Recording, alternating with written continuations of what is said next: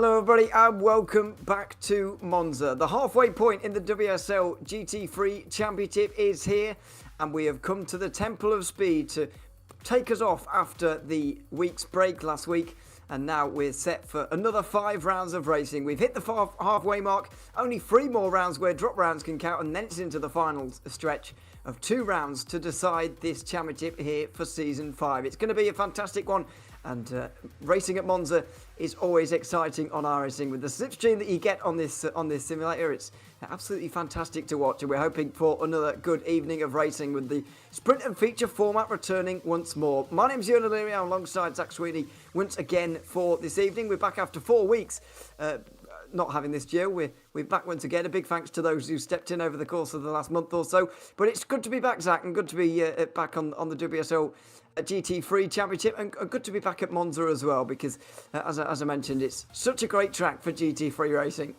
100%. I mean, it's Monza, it's the Temple of Speed. When do you really have a boring race at Monza? Whether it's the good kind of exciting or maybe the more unfortunate kind of exciting for some of those drivers. But yeah, been 4 weeks away, and yeah, I've been raring to get back into things because this is a grid that's so mightily competitive across all 3 categories. I think it's for sure going to be a good one.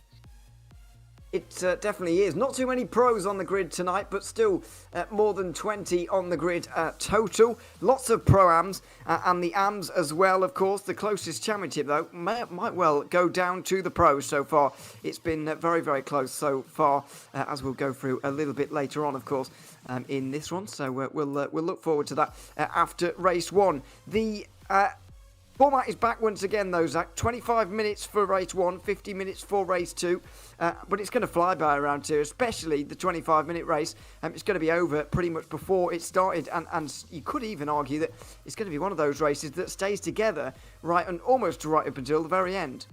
100%. I think that's sort of the style of racing that Monza encourages, because obviously there's quite a high dependence on slipstream. People are, not going to be, well, hopefully not going to be overly silly and, sending silly moves that see them drop off the back of the pack. We probably will see, cars not separated by much at all. And as you say, you can compensate for not being as good by just sitting in the slipstream in the crudest way possible. You can just gain the couple of tenths back and still stay in contention. So I think it is really going to be a good race, particularly the 25-minute one. The 50-minute race, though, might be a bit more interesting in terms of the strategy with the fuel consumption and pit stop times and things like that. But yeah, there's definitely going to be a lot to talk about over the course of the next 75 minutes of racing. Yeah, fuel consumption is definitely going to be a talking point here. We know that they're going to make it on fuel, make it on one stop, but if you save a little bit, it could save you a lot around here at this circuit. We're just in warm-up at the moment, and we'll have many onboard cameras to show you throughout the evening, including Carl Pearce, who's just pulling into the pit lane right now and ending his lap, so we'll have a look at him a little bit later on. I think we've also got Taylor Lane as well. Who else did I say? I saw somebody else in the Zoom chat early on that we'll be able to speak to. And of course, we've got all the usual suspects. Big Pro-Am field, I've noticed here. Once again, here's Zach, current championship leader Ivo Linder with only 2 points over the rest, over Louis Boubier, who really struggled to string things together over the course of last season. He certainly has done so far this season. And we go back to Jerome Reigns in AM at the moment. He is currently 3rd, the first of the BMWs in the standings, but he's a whopping 48 points behind Sven van Rooyen, who has been rolling over everyone in the AM championship. It did not take long at all for the Sven van Rooyen jokes to get back into things, but absolutely, the guy's on fire, and it is no understatement whatsoever. We were just looking in terms of qualifying. He's on pole by 6.5 tenths of a second, which, at some circuits, that's still a very big margin. And then you come to Monza, and that's an even bigger margin because there's less corners and therefore less opportunity to actually gain said time. So yeah, Sven van Rooyen is just absolutely a step ahead. And that's also in the Porsche as well, which isn't necessarily as keen in terms of straight line speed. So he's really making up for some deficits here today. And yeah, I mean, at this point in the season, we're over halfway through and, looking forward to the rest of it. There's not really much that can stop him unless he gets promoted into the Pro-Ams, which I think is going to be a bit too late to do that. So yeah, Sven van Rooyen, at this point, it's just a case of how many races can he win over the course of the season. And quite a lot is what we worked out just before the break. It was interesting at Zolder, actually, last week. That's the first round we've ever had this season that in the first 5 rounds that he didn't win at least one of the races. He was second in race 1 and down in 4th in race 2. But that is a surprise because on all the other occasions he has won. I believe even at Le Mans, where obviously it's a 75-minute race. I certainly recall him taking the race at the Nordschleife, and he did indeed take the long one at Le Mans as well. Just to briefly speak ahead here, Zach, as well. I know we're focusing on Monza here today as we see Carl Pierce in the shot here.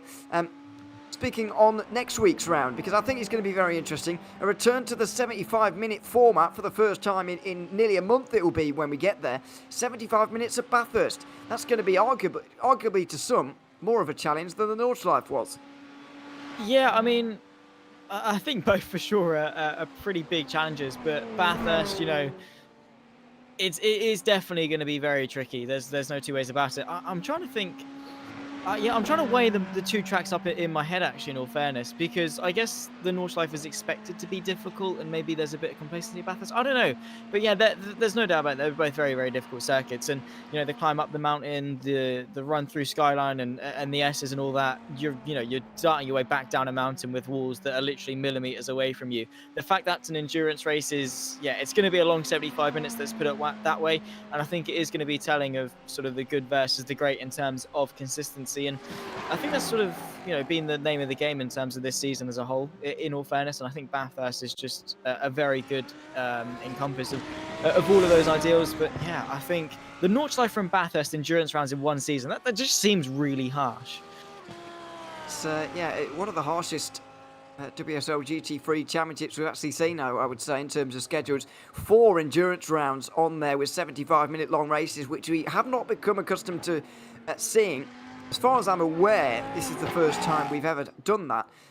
I've watched the last 3 seasons now, including this one, commentating, working on it.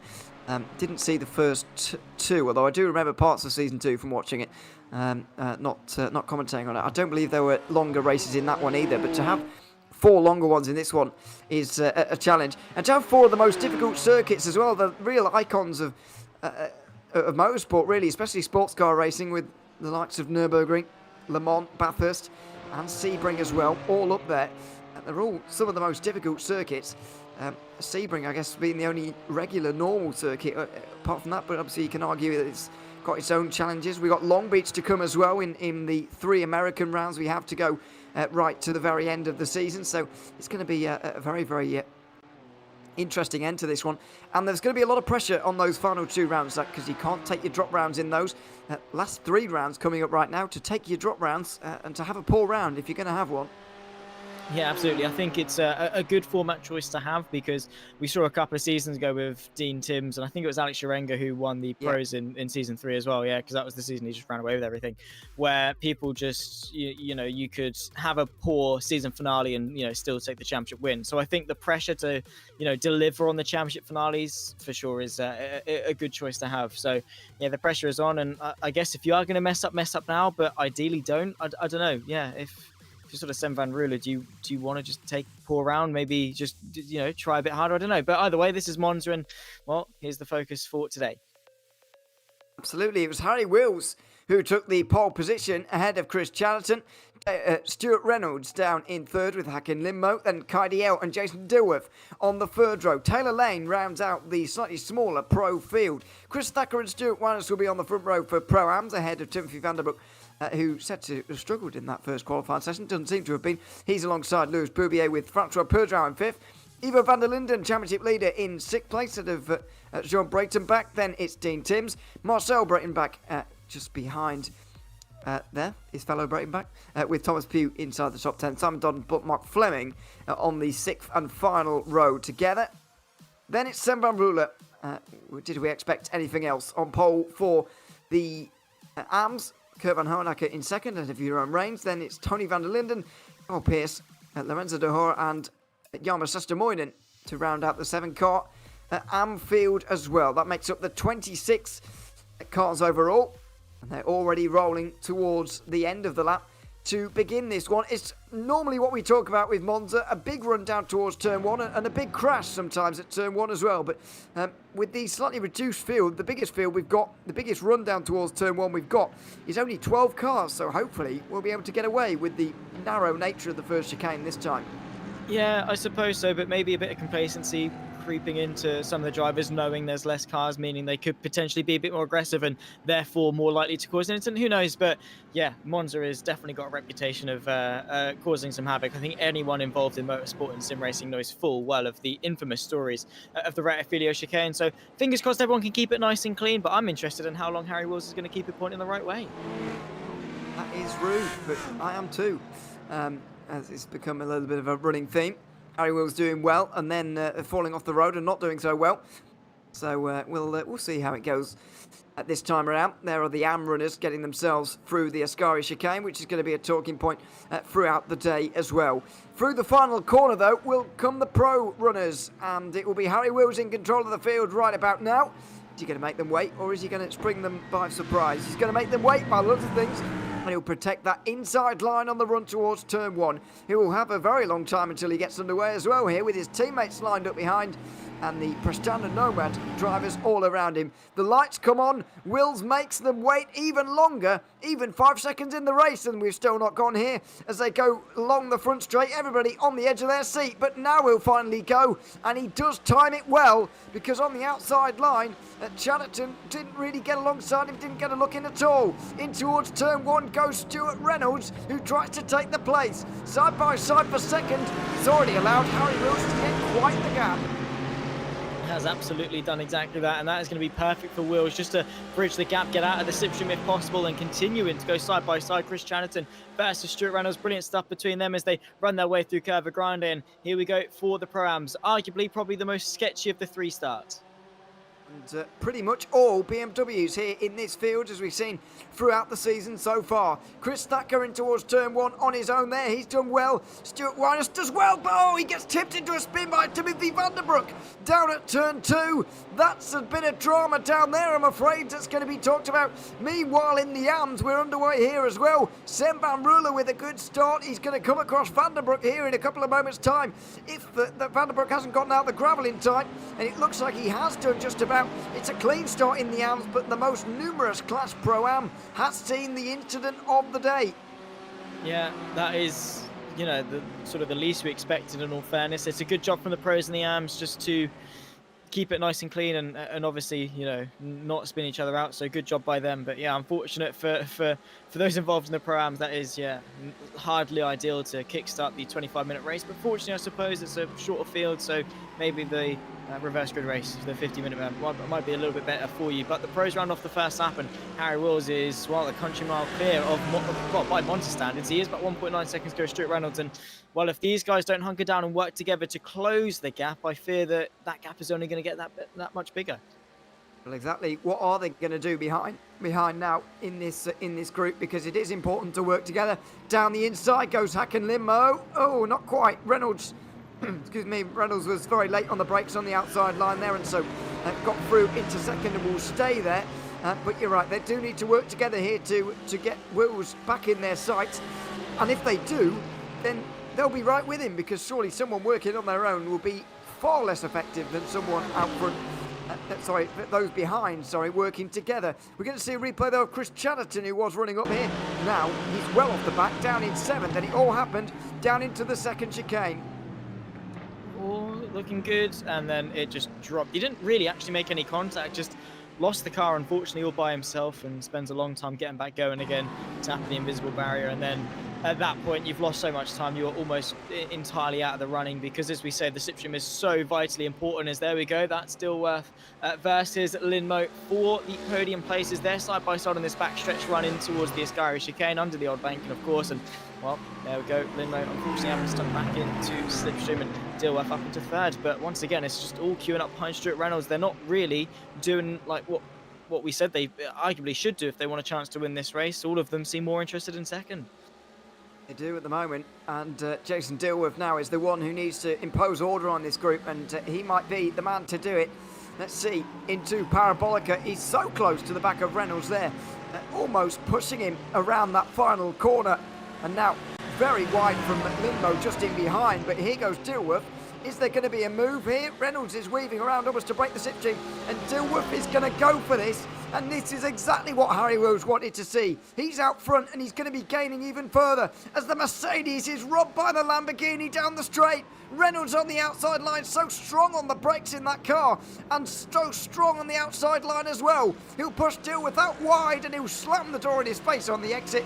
That is fantastic driving again, but not effective in catching the leader. I think it's best now for us to sit back and enjoy this battle for second place, because that's what we're going to get. 100%. Well, is it going to be a fight for second? As John Williams has just posed the question, they know Harry's going to win it, so realistically they are fighting for first. I love that. It's hilarious. But that's wide from Stuart Reynolds into the second chicane, and unfortunately that could actually spark a bit of a three-wide moment. Could Stuart Reynolds get mugged here? Lindmo trying to squeeze his way through to the inside, done exactly that, continuing to go side by side. There was Dilworth versus Reynolds through the first of the two Lesmos into the second, and it is going to be Haken Lindmo that takes second place with a very opportunistic move. And Kaidiel was so close to Stuart Reynolds there, or excuse me, Jason Dilworth. Taylor Lane has been able to get through now in the BMW as well. We've got a 5-driver group for second place, and it is fascinating to watch. But now, will the situation be any different with the Mercedes in front? Or are we going to see a different look to the front of this group? Because Reynolds certainly couldn't get away in that Lamborghini. Yeah, he didn't quite seem to sort of have the pace at all. We'll wait and see as to which is the stronger of the two. I've usually tipped the Lamborghini to be at least decent in the straight line. Maybe it is just the slipstream being that much more powerful, because here we go.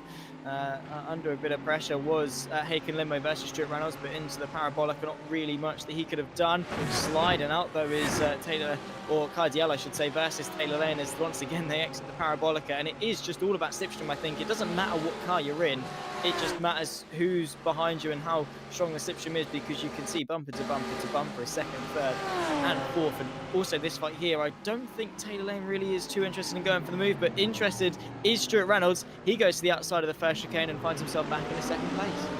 He's so strong on the brakes there with that Lamborghini, and he's back through to the front. One thing that is worth noting though here is that since we were last here at Monza, which was I believe back in, it could have even been season 3 of 2022, it was either that or season 4, but we're now in season 2 of 2023, and the slipstream parameters have changed quite significantly in iRacing since then. It's the effect has been lessened compared to what it was, so that is worth noting, but it doesn't seem to be stopping any overtaking from happening here at this stage. Back in the Pro-Am field, Chris Thacker is leading, Timothy Vanderbroek second, with Lewis Boubier not far behind, but Thacker looks pretty quick at the front of this group right now and seems unchallenged so far in the first quarter of this race or so. Yeah, he's not doing too bad at all, but obviously maybe Vanderbroek is not trying to spark anything too early, because like we've seen in that fight with the pros, you know, you're not really going to be gaining much from finding the place through, because very easily you can get counter-attacked. What is very unsurprising though is the fact that Sven van Ruler, actually to be fair, it's about a 6.8 second gap over Van der Linden, so I wasn't expecting that big of a gap this early on, but yeah, him and that Porsche is absolutely flying once again to this fight for the pros, because, well, there's not many of them, but at least they're all nice and close together. They are very close, which is good to see. We're enjoying a fantastic battle here for second place overall. DL now in the slipstream. It's the time for the Lamborghinis by the looks of things, as the Prestana Nomad cars begin to slide backwards. Twisted Racing Team looking for a 1-2-3 here on the day. Reynolds weaving around to try and give an even distribution of slipstream. There's going to be no moves down in towards turn number 1 for the first time in quite a while, but there are certainly moves further down in the Pro-Am field. This is for 9th place in the Pro-Am field, and Stuart Reynolds is one of them. He will not have expected to find himself here at the start of today, but unfortunately that spin at turn 1 has put him in this place. Indeed. Look at this fight going on here for third place. Ivo van der Linden versus Lewis Boubier. They can still see the fight for the lead, but there's a couple of seconds gap down the inside. I think goes the Dutchman trying to move his way up and past him. Fighting with Lewis Boubier is very well, not actually doing anything over. There's also the fight with Francois Pedro and Dean Timms just in behind. There's a bit of carnage and chaos as well. Stuart Viner's not really getting the best of runs off the Rettifilo chicane, and Simon Dodd and Marcel Brayton back in the lower end of the Pro-Am field. But again, it's a race, and it's exactly what we expected from Monza. It is, very much so.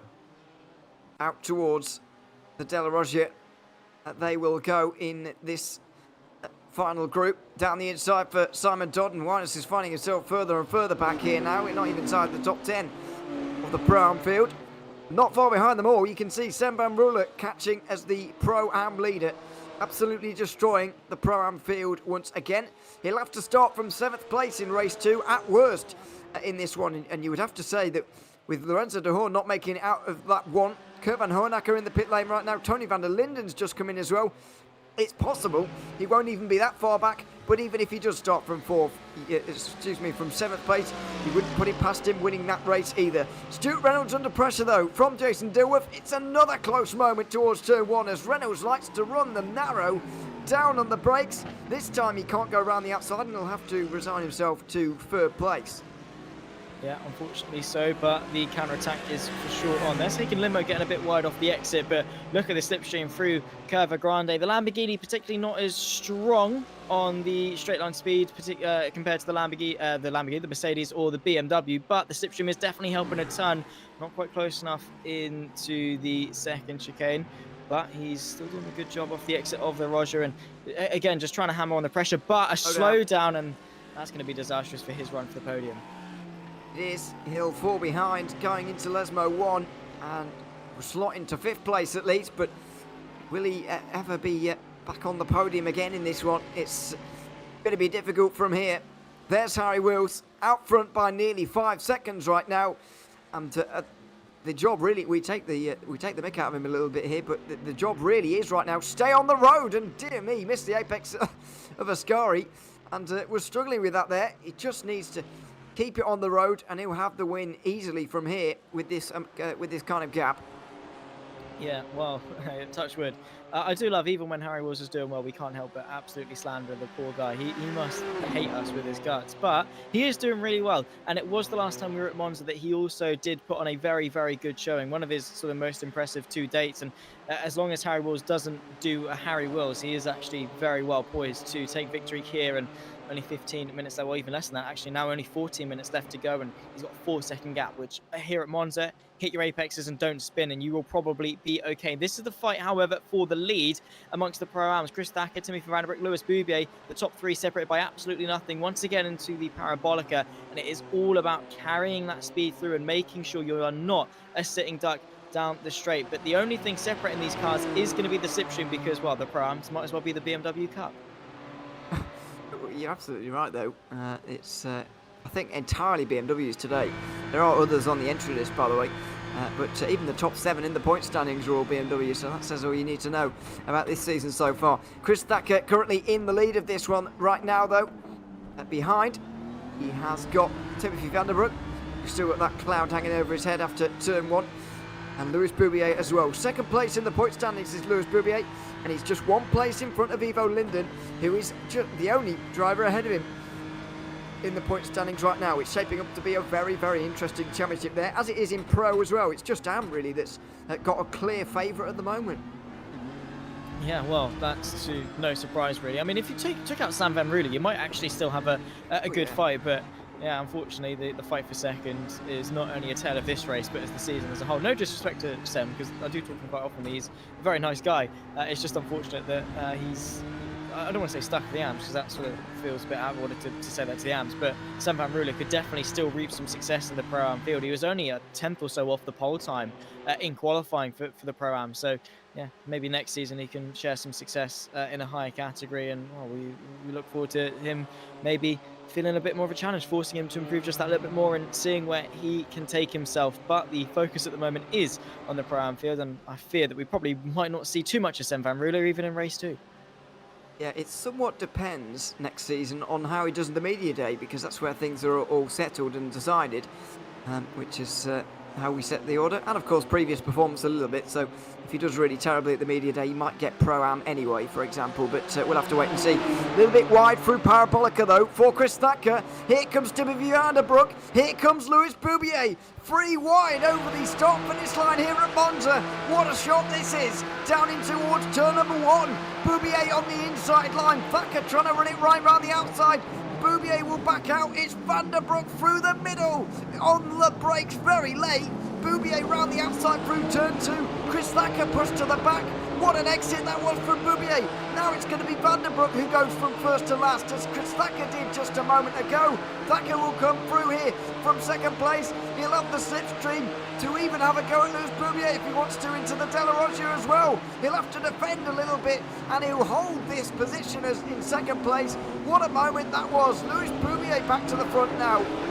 Beautiful stuff between all three of them into the Rettifilo chicane. It's great respect given from all involved, and yeah, that was Timothy Vandenbroek sending it down the middle, which was very brave in of itself, but didn't quite manage to get it stopped, and the other two were able to capitalise and get themselves back in front. I'm sure this fight is far from over, but if they continue runs like that, they've got the likes of Ivo van der Linden, Francois Pedro, and maybe even Dean Timms if it really starts getting that bad in terms of the battling. But yeah, this could very quickly become a five-way fight. Is Chris Thacker going to look into the Ascari chicane?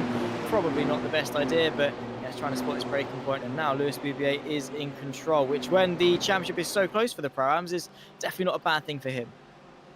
Oh yeah, I always hesitate saying in control in a situation like this, but he is at the front right now, and there's drivers catching up from behind as well. Ivo Linden realises the threat. He will be losing his championship lead right now if the positions stay as they are, and so they would absolutely have to get on it right now. But Boubier looks quick out of the final corner. They will all come and over the line. Another lap, 10 minutes to go, and it's really hard to call this one once again. I said at the start of this race that it could be one of those that comes right down to the very end because of the slipstream, and it turns out I've been proved wrong, to be honest, in two categories. But this Pro-Am category does look like it's going to stay together right until the very last. But on the final lap, it's difficult to see where it's going to come from, because that run from the final corner to the line is quite short. So I do wonder how they're going to play this now, as they not only battle with each other, but they also battle with one eye on the clock and one eye on when this race is going to finish. 100%, it really is sort of that strategical game you have to play, not necessarily in the pit lane in the sprint race, but in terms of how you're jostling for position side by side as Johan Reigns moves himself up into the podium places, fighting with Carl Pearce just in front in the fight for second in the AMS. It's brilliant racing from all involved. We're going to take a quick look as to something that's happened out on circuit, and we were cutting back to, this is Taylor Lane, unfortunately having a bit of an issue with the parabolica. It is. Taylor Lane is not returned to the circuit, as he retired from the race after this, as far as I can see. Pulls off the road there, and that's the end of his race. He should get reverse grid pole though in the Pro standings. He's currently third place in the points, by the way, only 5 points off Stuart Reynolds. Chris Jansen in fourth, only 6 points off at Reynolds. It's a very, very close situation we have up in this top category. Jason Dilworth has got himself away from this battle for third place now, and Harry Wills will begin to look over his shoulder here, I think. A little bit. I mean, the last lap was a 47.76 from Harry Wills, a 47.3 from Jason Dilworth. That is the impressive pace, and the gap is pretty much halved since we last checked in with the pros. So if Dilworth can sort of find something in the final 9 minutes of this race, it is going to be a tough ask, but who knows what can happen. Will Harry will start to feel the pressure. This is the fight right on board with Ivo van der Linden as Timothy Vandenbroek tries to move his way past Lewis Boubier, who is now into second place, potentially even third through the Rettifilo. Ivo van der Linden is well and truly on the scene. This is a four-way fight for the lead. Thacker from Boubier, Vandenbroek and van der Linden. And, yeah, well, I guess you really couldn't have asked for more in terms of action here in Monza. We couldn't really. Don't forget as well that Ivo Linden had Dean Timms not far behind him, or indeed drafting off of him earlier on, but there was a key moment when we had that three wide moment on that lap there with the top three. It was a very key moment where Ivo Linden was able to get across to these guys and grab their slipstream and then get in with them. Dean Timms couldn't quite do that. It was a key moment in the race, and Linden was able to get across there, so he's gone from a best situation fourth to best situation possibly first here later on. We'll wait and see. Cardiel's on the inside line though of the Parabolica. Lindbo and Reynolds not leaving him alone for the time being. Great stuff from everyone pretty much up and down the field, and it's been awesome racing as well.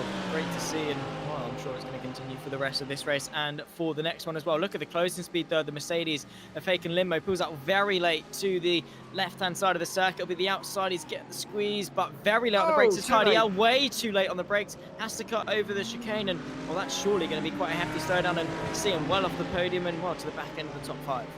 Oh, Reynolds wanted to go through on Lindmo, but was trapped by his teammate there through the Curva Grande. He's never going to get round the outside of here anyway because it's such a longer route.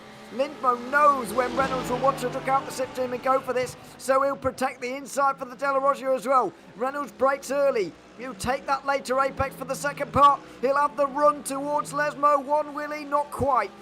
Lindmo knows that. He's seen it before. And Reynolds will have to pull to the outside line and try another cutback. Maybe into Lesmo too, not quite. He'll stay behind for just a few more moments. Further behind in Pro-Am, by the way, Chris Thacker has been off the road, I'm afraid to say, a little bit earlier on in this one. So that leading group now in Pro-Am back down to 3 again from going to 4. Yeah, that is, well, it's just the fluctuating nature of what can happen, especially here at Monza. So, yeah, it's been an unfortunate turn of events for Chris Thacker, which would have been nice to see him do well, of course. But yeah, now unfortunately down to 3, Boubier versus Van der Broek versus Van der Linden.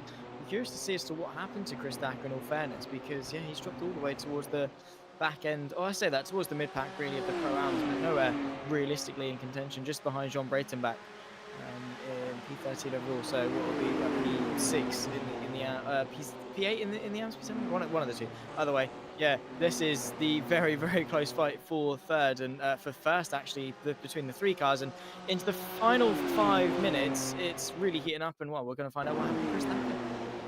We are. It's a key moment in the Pro-Am race. And here it is. Oh, it's out of Ascari.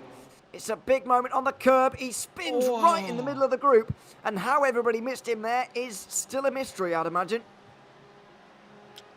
I'm perplexed as to how he didn't smack into anyone else, because with how close these guys are running, the fact that they were able to react is fantastically impressive. Let's put it that way. But yeah, it's an unfortunate way to see him end, but a very easy mistake to make, I suppose, at the Ascari chicane. It is. He found himself quickly out. Well, first of all, found himself on that curb on the inside, which lifted the front wheels off, which is famously not good for turning. And then found himself in the gravel and the bump on the outside line there, which spun him around. How Timothy Van der Broek avoided calamity there is a major, major mystery. Down in towards the Della Roggia again with just 4 minutes to go. This race is going to go right down to the wire, and the overall races as well, because Harry Wills only has 1.3 seconds over Jason Dilworth. Yeah, that gap has been coming down bit by bit for quite a while, about 4 or 5 tenths a lap, and you can very much and very truly see it, but only needs a little bit more to get him into the slipstream range, and well, it's only going to get closer and closer by the minute. How much has Harry Wills left in reserve to use for when Dilworth catches up? Maybe he's just been cruising, not trying to make a mistake, but now he needs to go into overdrive and find something else to use, because yeah, the pressure is well and truly on. And I have to say, it's not at all a fight that we'd have expected this time, sort of, well, even sort of 20 minutes ago. No, it isn't. Side by side for third place, by the way, as we go on to the penultimate lap. I would argue, though, with the gap that we now have between second and third, that neither of those two out front have been holding back. Because look at the gap now. It's over 6 seconds as Lindmo gets himself down the inside of Reynolds for third place for that final spot on the podium. They've been pushing the front two there. I don't think Harry Wills has been holding anything back here at all in these opening moments, and now he's on the penultimate lap. But I mean, it's going to be a very, very nervous time for him to possibly take his first win in quite some time in this series. Yeah, absolutely. Obviously, he shares some success in the US side of things and in the WSL, but yeah, unfortunately, it's not really the case in the EU. Here's some more fighting here between Breitenbach, Fleming, and Vinez as they run their way through the pit straight once more and into the Rettifido chicane. It's a drag race, and Breitenbach just about has his nose ahead on the inside line, and well, he's gone a little bit wide, but has he managed to keep it under wraps? There we go. Great stuff from Stuart Vinez actually to get the up and under relative to Mark Fleming, and well, he finds himself now fighting in the top 10, and that actually is for a reverse grid pole. It is top 10 reversed, of course, and Pro-Am the only class where this will actually matter at all, because it's the only class where we've got more than 10 side by side. At 4 Winers down the inside, and he will get the place, although Breitenbach goes off, and so they'll both be through here surely with the slowdowns. They will indeed. Well, Thacker, excuse me, Winers certainly is, but what about Breitenbach? Or Fleming, excuse me, certainly not. So that battle is going to rage on, but I think Winers will now finally be able to get away, and judging by his pace earlier on, would suggest he will get away in these final moments. so he's just trying his best to secure what he can. And once again, the Pro-Am's still fighting away, but being fairly passive for the last couple of moments, probably waiting for what is, coming up to be the final lap of the race. So yeah, I mean, it'd be interesting to see how much they sort of turn it up coming into the last couple laps, because this is where it in essence really matters. Everything that's happened before hasn't really meant much, but now you're running out of opportunities to actually make those moves. They are less than a minute remaining in this race, the first of two tonight at Monza, and now it might be about to begin. Timothy van der Broek down the inside, not quite, of Luis Poubier. He will wait that little bit longer. Is he going to settle for second here, or is he just picking his moment well? Out front, the gap is just more than half a second between Harry Wills and Jason Dilworth. It's going to come down to the line between two of these categories, and Dilworth's right there. He is indeed. Look at that. That has closed so quickly, and it's only been more and more since he pretty much got away from the rest of the fight into the Ascari chicane. His chances are dwindling as we are onto the final lap of the race. It's going to count on the fact that Harry Wills makes a mistake on the exit and Dilworth gets a really good run. His last chance is going to be into Parabolica, maybe out of it if he's really that good. But as long as Harry Wills can keep it nice and tidy, it's his race to lose. And there's enough of a gap there that Harry Wills can surely breathe a sigh of relief. Through the final corner, Dilworth breaks later on the way into it. He's certainly quicker at this stage of the race. He's been quicker as well. If he'd have qualified better, he might have won this. But it's going to be Harry Wills who win the first race at Monza, just ahead of Jason Dilworth by just 0.2 of a second. Further behind, Hakan Lindmo will take the third place, ahead of DL and Reynolds. And then further behind, Luis Poubier's got quite a job on his hands to hold off Timothy van der Broek for the lead of Pro-Am as well. Here we go with the two BMWs down in towards the line. Van der Broek, I think he's going to run out of time, much in the same way Dilworth did as well. Luis Poubier will come through the final corner right now to win here, surely. Van der Broek's too far away. It will be Luis Poubier who takes the win in Pro-Am. Beautiful stuff from Poubier, Van der Broek and Van der Linden as well. All of them thoroughly deserved. Again, it's just been back and forth between all three of them, and well, unfortunately only one of them could win it. And just in the background here, you'll be able to see the battle for 10th place. First of all, Marcel Breitenbach takes that one ahead of Mark Fleming and Simon Dodd, who will have to start on the back row together in the in the second race. But behind, it's another win for Sam van Ruler. His grip on the AM Championship tightens ever further with a dominant win over Jeroen Reins, who will hold off Carl Pearce to the line in the top three as well. We didn't see too much of the AMs in that one, mainly because only 4 of them finished on the lead lap, which is quite a small number of them indeed. But that is going to just about do it for this first race. And it was a very interesting one here at Monza, with a very, very small margin between 1 and 2 overall and in the pro category as well. We'll get those race results to you in a couple of moments' time. But we certainly have got the interest for the second race now as well, as the whole of the pro field and the whole of the AM field will be reversed, and the top 10 of the pro-am field will also be reversed, and we'll see what that will do to everyone, and see how that affects the 50-minute race. It was Harry Wills, though, by just a tenth and a half ahead of Jason Dilworth. Hakan Lindmo in third, who fought off Kai DL and Stuart Reynolds to the line. Chris Johnson drove around on his own for much of that race to finish 6th. Kenan Lane at least picks up the consolidation of starting the second race from the front row. Indeed, from the first position in a few moments' time. Just behind, in the Pro-Am field, it was Luis Poubier who was able to take the win there. That was also a very small margin of 0.3 of a second. Timothy van der Broek second ahead of Ivo Linden. Then Dean Timms 4 seconds off in 4th. Francois Perdreau was 5th, just ahead of Sean Breitenbach. Chris Thacker 7th place ahead of Thomas Pugh, Stuart Reines and Marcel Breitenbach. Mark Fleming and Simon Dodd round out the field that was all covered by 17 seconds at the end. And finally, in the AM field, Sam van Ruler, another win for him by more than 7 seconds in the end. Jeroen Reins holding off Carl Pearce.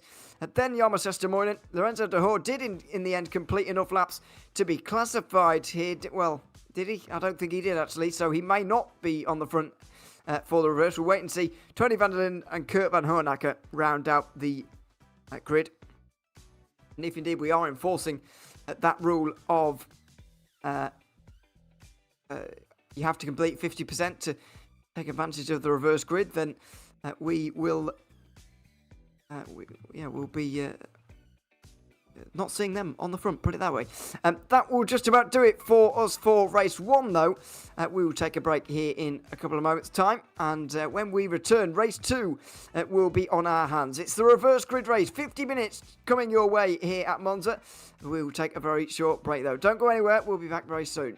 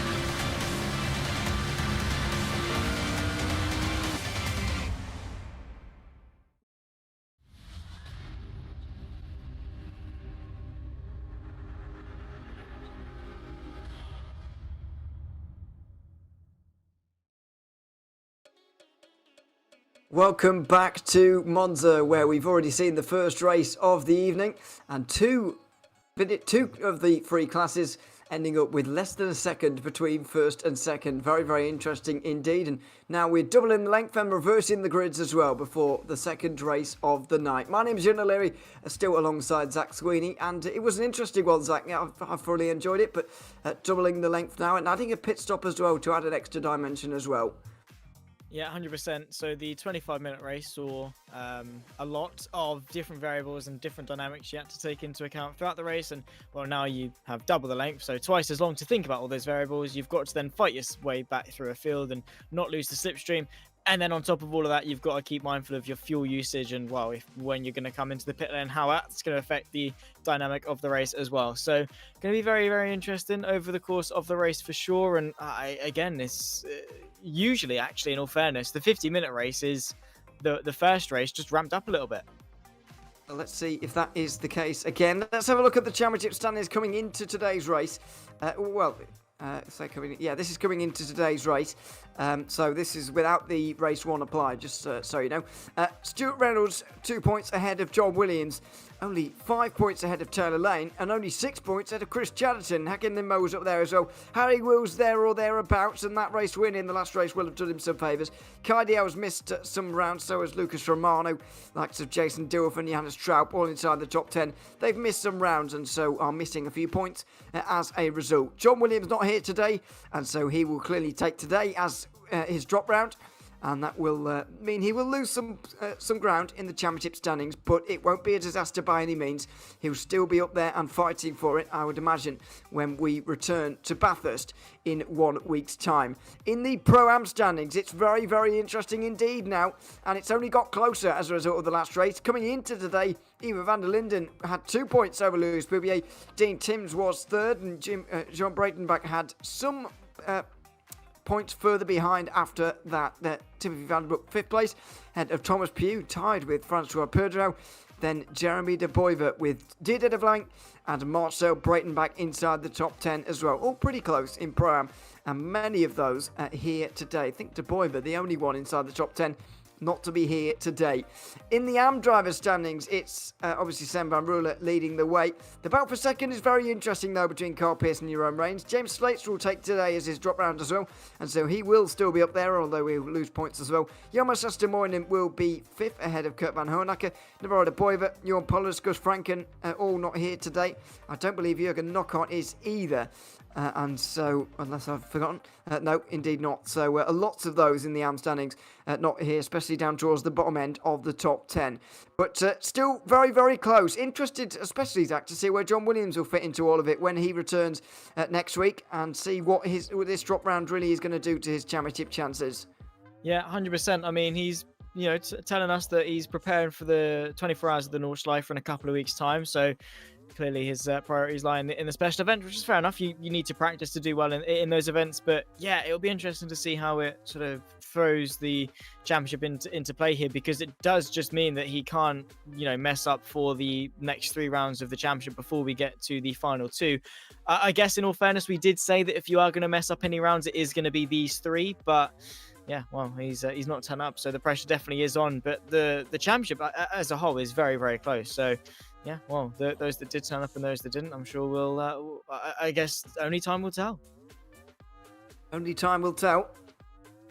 Let's see what is going to take place over the course of the next 50 minutes. The drivers are currently in warm-up right now, and so they'll be having their last preparations, but mostly thinking about their fuel strategy as well. Before we get into all of that and all the discussions around it, let's have a quick look at the current grid for this second race. Chris Jansen will be alongside Stuart Reynolds on the front row, Kai Diaw and Hacken Lindmo behind, Jason Dilworth alongside race 1 winner Harry Wills in that 6th position, Taylor Lane not returning for the second race.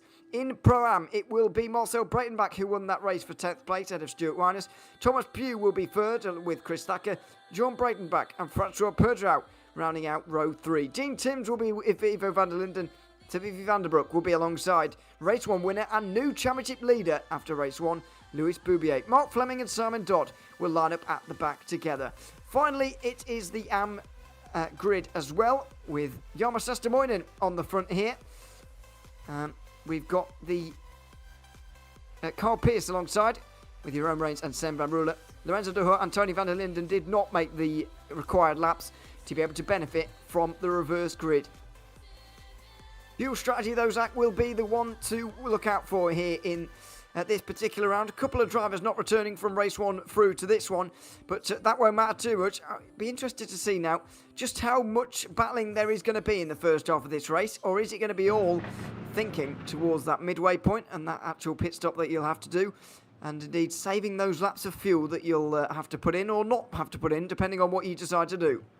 Yeah, so again, time will tell. It depends how hard people want to go straight out the gates, and adversely how much time they lose by filling up at the pit stop. So usually the general consensus would be just sit in the slipstream, lift and coast and do all of that. But I suppose, again, these drivers are all going to have different ideas of what they want, particularly the faster guys towards the back, and how quickly they want to get that track position, because in the early stages, you've got to be towards the front in order to have any chance to actually come the pit stop phase.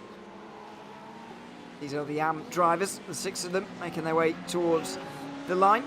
Top 4 only reversed here, because Lorenzo de Hoort and also at the very back, Tony van der Linden did not make the required laps to get the reverse grid.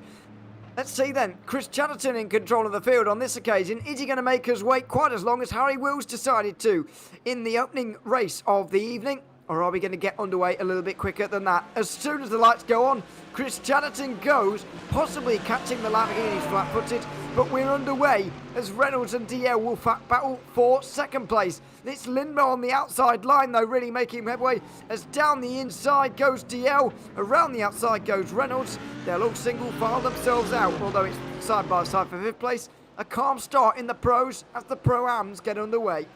Yeah, absolutely. So Marcel Breitenbach is going to do his best in order to control the pace into turn 1, but side by side in the fight for third. Chris Thacker versus Thomas Pugh as they drag race into the braking zone. Is it going to be as close as chaotic as it was during the initial moments of race number 1? Side by side, the Eclipse Racing Team BMW catapults himself and now finds himself in P3. Bit of a gap up to the top 2 already starting to form as here we go for the AMs.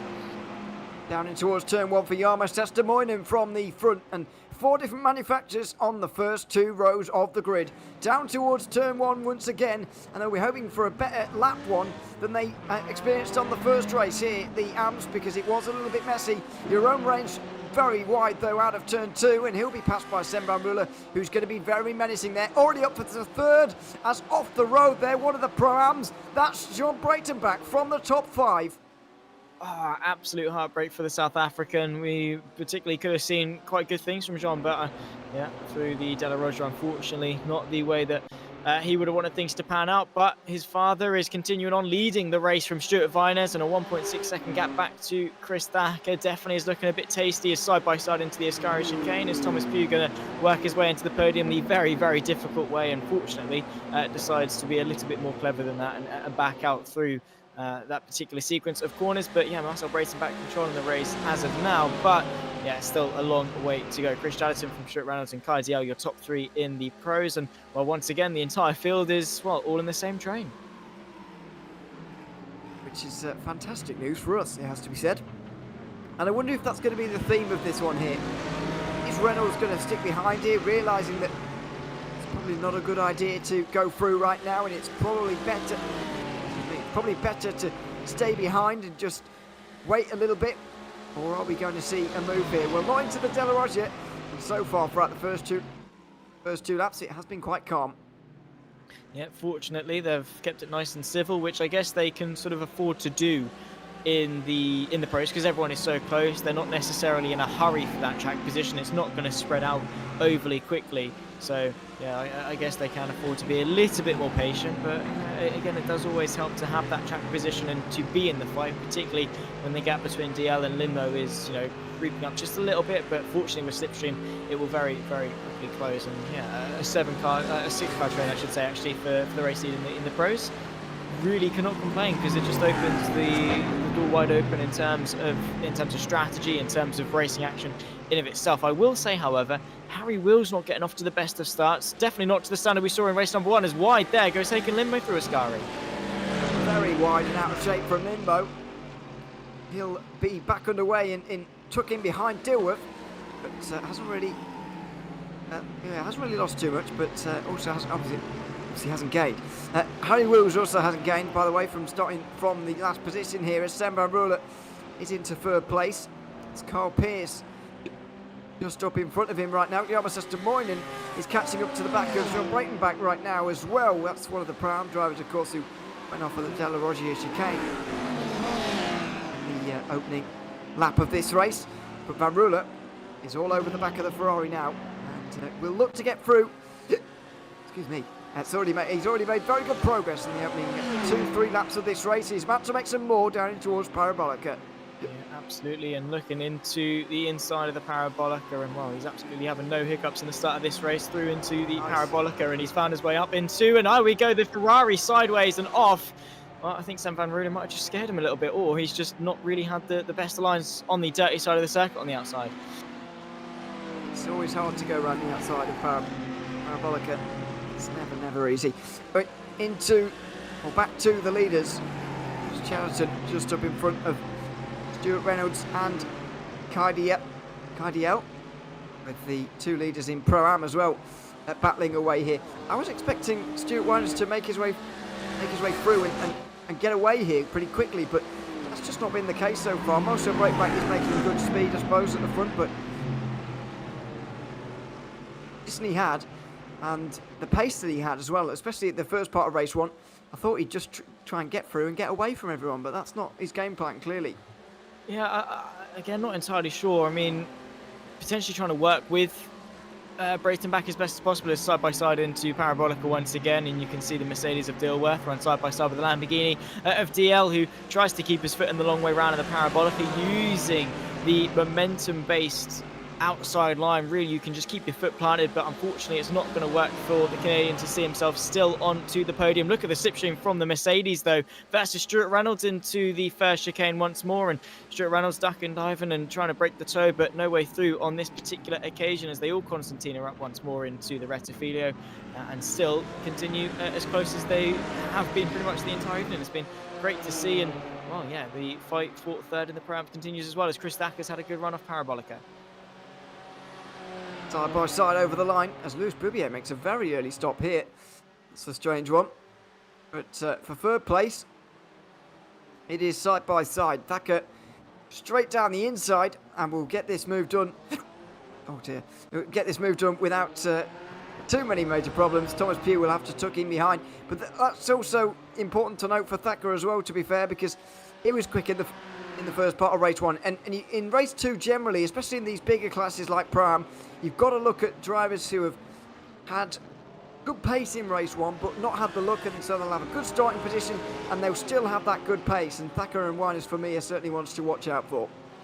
100%, they are incredibly quick, and as the race progresses, I mean, maybe Viness just wants to save some fuel, not really want to burn too much by being in front of Breitenbach, because chances are the South African will just stay with him anyway. Sven van Rooyen is looking very menacing in the rearview mirror of Jarmo de Moinen in the Audi R8. So yeah, maybe he's just playing with his food a little bit. I did try and get him to run a default setup coming into this race, but he wasn't having any of it, and tried to claim that his wheel issues are more of an excuse to compensate for his insane pace that he's got. But nonetheless, he's definitely challenging for the race lead. Same too, actually, is Stuart Reynolds on the back of Chris Chatterton in the very, very long Pro Field train. And, well, has that Lamborghini got enough through the pit straight? Very defensive goes the Mercedes, coming out of the pit lane as one of the BMWs. And here we go, Sven van Rooyen, the fight for the AM lead as well as the fight for the Pro lead, picture in picture.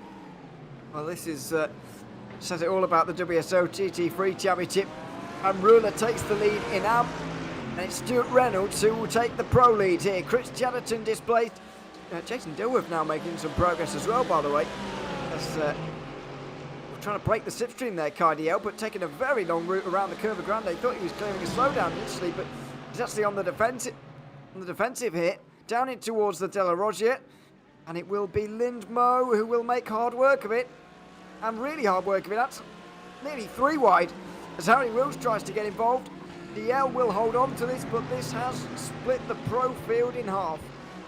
Yeah, it has, unfortunately, which has sort of spelt an end to the very extensive train that we had. But there's still potential, maybe, if they can close back in on the top three. Who knows what can be in store for the remainder of this race? But definitely a lot of pressure off the shoulders of Reynolds, Chatterton, and Dilworth, because they've got a lot less to deal with in their progression throughout this race. But again, 1.3 seconds isn't a huge amount, considering Dilworth closed 5 seconds to Harry Wills in the final 20 minutes, not 20 minutes, in the final like 15 or 10 minutes of race number 1. So yeah, never say never if you're sort of in the back half of the pro field. But Stuart Reynolds now, he's done the hard work of getting into the lead, and well, now he's got to do the even harder work of trying to keep it. It is pretty hard work, as it turns out. Out through the final corner. But Stuart Reynolds looking back from this Lamborghini as the Mercedes undoubtedly closes in. Chris Chatterton with Reynolds in his sights. Down towards turn number 1 they'll go. Will he lift up? Yes, he will. Not as much as I thought he would, actually. I thought Chatterton would just breathe off the throttle a little bit earlier, lift off entirely a little bit earlier, but quite as much fuel as maybe he could have done there. And he'll get on the gravel on the exit as well, and here comes Jason Dilworth. Maybe this is an exchange between teammates, but Reynolds is almost going to get away here. Might well do exactly that, and well, Dilworth finds himself very easily up in the second place. Chatterton trying to slow himself down a little bit to save a bit of fuel, but unfortunately made the mistake, and that's cost him a position. It's all about momentum here at Monza. A hop, skip, and a jump through, and well, there we go. One small little trip up from those in the top 3, and already Kai DL has found himself back into the slipstream. So once more, we still have the entirety of the pro field all together, and here we go. Here's a fight between Francois Peugeot and Jean Breitenbach, because I think both of them are sort of trying to recover from a poor start in this race, particularly Breitenbach, because well, he found himself spun around on the in the opening moments. I thought Breitenbach was within the Anfield, actually, so clearly someone else, and it's Mark Fleming who is caught down there. Now, very interesting in the Pro-Am field. Ivo van der Linden and Louis Boubier are separated by only 3 points coming into today's race. 1 and 2, or race 2 at least. They were 1 and 2, separated by only 3 points. They both find themselves in the pit lane after only 3 laps. Timothy van der Broek has been in the pit lane as well, but he's already been able to leave. So I wonder what has happened down there in Pro-Am for the two main championship protagonists anyway, to go off the road. Yeah, it would have been a peculiar thing indeed, and definitely could spell some interesting dynamics in terms of their championship campaigns. But I guess, you know, it might be able to balance it out in some regards, maybe their drop week or whatever, but for sure not the best way for Louis Boubier or Ivo van der Linden to start this race. Also, Timothy van der Broek having some issues, and yeah, whatever happened, he did post something about it in Discord chat, and something or other has happened. I don't know, maybe it's just Monza and something along those lines is happening. Here's the fight for the Pro-Am lead. Is Stuart Vinez interested, really? I don't necessarily know, but Breitenbach did seem quite keen to at least cover off his bases, sort of drifting over to the inside under brakes for turn number 1. I'm not convinced Vinez is being overly aggressive for the move for the lead. No, it's not. It's all very calm, actually, at the front of both Pro-Am and Am. It's only Pro where I can really see things changing in the next few moments. This is back with Mark Fleming again, down the inside of Lorenzo de Hoore, I think this is. It is indeed. Carl Pierce is not too far away in that other Ferrari. That's the battle for 4th place in Am, but that's Fleming moving up into 18th overall, as we've Simon Dollar, I think, off the road, or someone off the road there in Pro-Am. I don't know if it was for an extended period of time or just briefly, but it could have been ever so brief. Jason Dilworth, though, is right on the back of Reynolds here as they get to about a quarter distance in this one. And the battle for the lead once again is back on again. That didn't make much sense, did it? But the battle for the lead's on. Oh dear. Yeah, absolutely. Well, I've lost my voice at Silverstone, and well, your voice is not coping with you today either. But there we go. Jason Dilworth looking to the inside of Stuart Reynolds. Late on the brakes. Is it too late? Is it nailed to perfection? Not quite, as the Lamborghini tries to get the up and under. He's got a good run off the second part of the chicane, puts his foot to the floor, and it's going to be all about slipstream through Curva Grande. Is he going to be able to regain the race lead? As Dilworth did a pretty good move, pretty tiny move to the inside, and now it's all about Reynolds under brakes into the Roger. Defensive goes the Mercedes, or at least drift into the middle of the circuit, brings it back to the right, and not really any way through unless you're significantly alongside going into the corner. But for sure, the fight for the lead is raging on more and more, and I think as we approach the pit lane sequence is where we're really going to start to see things ramp up potentially as drivers fighting for track position. But I'm convinced this is going to be a race one in the pit lane. I think you're right, because saving fuel around here means so much, and you can do so much of it, of course, to save fuel. So it is going to be very, very important. Dilworth though out front. You do wonder whether that is the smartest idea at this stage. Reynolds, Chatterton and Wills behind. Cardiel and Akalimmo are just off the back here, and we go back to the leaders in Prime. This is very sensible. You can, I mean, for example here, I can only imagine how much fuel Stuart Winers is actually saving. And obviously we'll find out at the pit stops the answer to this, but how many seconds is that going to gain him during the pit stops here? Because, you know, he's been sat behind there for the first 15 minutes of this race. If he does this for another quarter of an hour, it's going to save him many, many seconds in the pit lane. Absolutely. I mean, you know, even if it's just, you know, a few litres, that translates into at least a few tenths. And, you know, lap after lap, he is probably saving a portion of that. And well, the longer he goes, the more he saves, and therefore the shorter his pit stop is going to be relative to those around him. So yeah, it's looking good, but maybe his pace is better used elsewhere. Maybe he's slowing himself too much down. I don't know, maybe. Well, I guess we'll find out. He obviously knows a lot better than we do when it comes to pit strategies and things. And once again, 4 cars separated by absolutely nothing in the fight for the pro lead. Harry Wills rears off the end of it in the fight for well, amongst the top 4, and still no changes into the Della Roger once more between all of them. And it's good stuff between the two teams, obviously, of Dilworth and Chatterton versus Reynolds and Wills, part of the same contingent. And well, yeah, it's definitely gearing up to be a really good fight. But yeah, we're still, I'd confidently say at least 10 minutes away from any sort of pit stop, even on the early side, really. It depends how long these guys are going to stretch. I guess, again, we'll find out. But Stuart Viners is definitely thinking very, very long game in terms of how much he's lifting and coasting and being cautious in that fight with braking down. Yeah, it's interesting at this stage in the race. It will certainly ramp up towards the end. I'm not so sure that, you know, we're not going to see pit stop. I think, you know, you're right. First pit stops will be 10 minutes away. But I'm not sure they'll be going much longer than that. It's going to be quite a fuel-heavy circuit, Monza, because it's all... because it's, well, mostly fat out, if we're being honest. So that could provide some difficulties there, but again, for Jason Dilworth, Reynolds not far behind.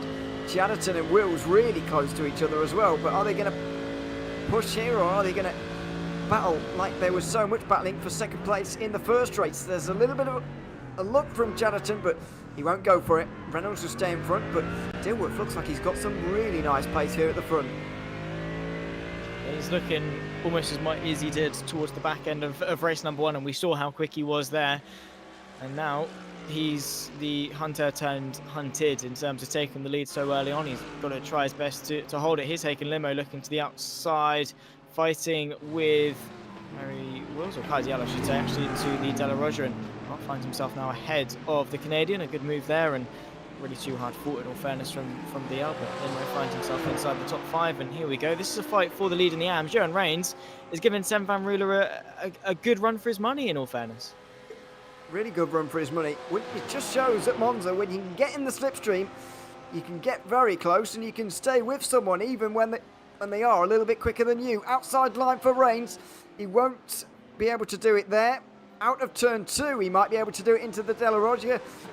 We'll once again return to the point of, you know, is it worth doing this? Will he be able to do this? But it's very encouraging for Reins to see him sticking with Van Ruler within 20 minutes of this race now. It's just a case of doing that for the next half an hour as well. Absolutely. It is a long haul between now and then. Sam Van Ruler a little bit wide through the Roger, gives the BMW the up and under. Has he got his foot down fast enough in order to have a bit of look into the first Lesmo? He's got to take any opportunity he can, does the Belgian. Sam Van Ruler using the Porsche's speed around the outside, using the agility, does exactly that to retain the race. The Johan Reigns forced to concede, and well, Jarmo Sastimoinen still knocking on the doors of the pair of them. And well, I have to say, after the dominance we saw in race 1, at touch wood, we could still see a good fight in the AMs. Very much could. And that's possibly the most unlikely category we are hoping for as well. I didn't hold out much hope at the start of this one for Sam Van Ruler to be challenged, even from, you know, if it was 7th place, 4th place, wherever he was going to be. But it's providing so far. As we go back to the overall battle, Dilworth just looks so strong at the front here. He proved himself a couple of weeks ago at Zolder with some strong performances, and since he's joined he has been strong, but this is one of the strongest so far, as we had one race of Harry Wills having things go his way, but I'm afraid that's come to an end, and he's gone off down at the second chicane. Yeah, that is a shame, and it had to happen at some point. I hate to say it, but yeah, you sort of did see it coming. He didn't get off to the best of starts for race number 2. Definitely not the start that we saw in race number 1, and it has unfortunately just been coming. We'll take another look at it just to, you know, confirm as to what exactly happened. And he is following in the rear of the Mercedes in front, laying on the brakes going in as late as he possibly dares as well. Following through too late, gets too close to the car in front, taps him, and unfortunately around he went.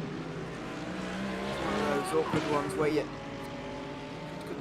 It's one of those awkward ones. You're standing on the brakes so much yourself that any bit of contact is going to send you. And unfortunately, it did for Harry Wills there. Side by side here for Mark Fleming as he passes Sastimoinen, who's clearly made a mistake here, as he was right on the back of Reigns not so long ago. But he's well behind now. And for whatever reason, he's now going to be worrying about Carl Pierce, who's just behind him. Looks to the inside at Lesmo too. Well, this is remarkable for Sastimoinen. He was within a second of the lead not so long ago, but now he's not even on the podium anymore. Yeah, we'll take a quick look as to how that happened as well. It seems that the battle of attrition is really coming here. You can see on the back of Johan Reigns, who's dropped off a little bit from Sven Van Ruler. Into the Rettifilo. Has he just got it all wrong? He has. He's just bailed out of the car. I have to say, I don't really necessarily think that was necessary. He also gets followed by the Eclipse Racing Team car just in behind as well. I think that might be of maybe of Mark Fleming. Yeah, just in behind. So no clue. It just seems that he just bailed out of the corner and gave up with it. He's still going slowly as well, which is again bizarre. Maybe some wheel issues going on. Well, that's the excuse he gave to you. I'm not sure if he said this on. We talk so often that I can't remember whether he said this on broadcast or not. But you said that he was encountering some wheel issues earlier on. No, that was Sven Van Ruler. Oh, sorry. Okay, in one ear and out the other. That's what it was, or at least with any detail it was. So apologies. We just don't know in that case then. Battle for the lead in Prime still very much going on. And it's Marcel Breitenbach still at the front, but I do worry about his fuel consumption compared to Winers and Thacker here. But I'm very excited to see what happens when these three actually start battling, because it's going to be so much built-up tension by the time they get round to it. It's going to be a good battle, I think.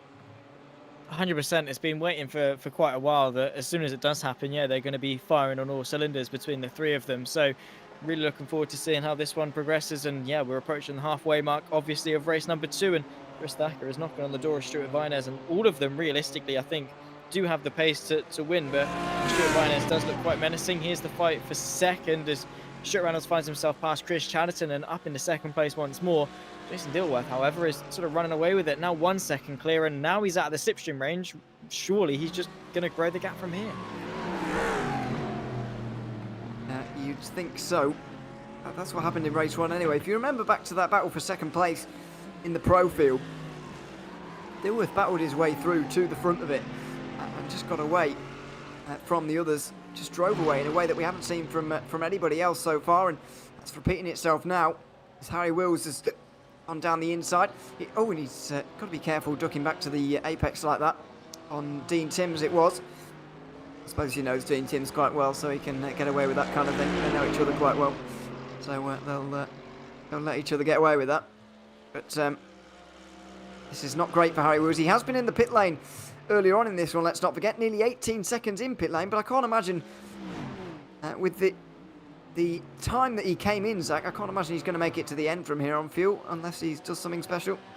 Unless he's got someone to slipstream with and save fuel with, yeah, again, I'm not necessarily overly convinced. So, yeah, that'll be a strange one. Again, when it comes to Monza, you realistically just want to go as long as you can and hope that the thing you top it up with is goes long enough, because it is all about slipstream. And if you run the stint by yourself, you're going to burn a lot more fuel than if you did it with a buddy. So, yeah, expect Breitenbach to sort of spend a little bit more time in the pit lane relative to Vines and Thacker, and maybe even drop behind the pair of them. And yeah, for those that came in early, they have definitely got a tough second stint ahead of them, and well, those that go longer are only going to do themselves more and more favours as we do very close to the halfway mark, which I guess is going to be sort of where we expect the majority of people to come in. But yeah, who knows as to what that might entail. Stuart Vannes as well has got probably the best run he's ever seen for this race, and is he actually going to finally attack Marcel Breitenbach? He is indeed. It was wide from the South African, and the opportunity opens up, and not really hard fought at all from Breitenbach. He sort of broke earlier and allowed Vannes through. So for the first time in this race, the Pro-Am battle changes. It's now Stuart Winers to the front. The pit stops on the horizon.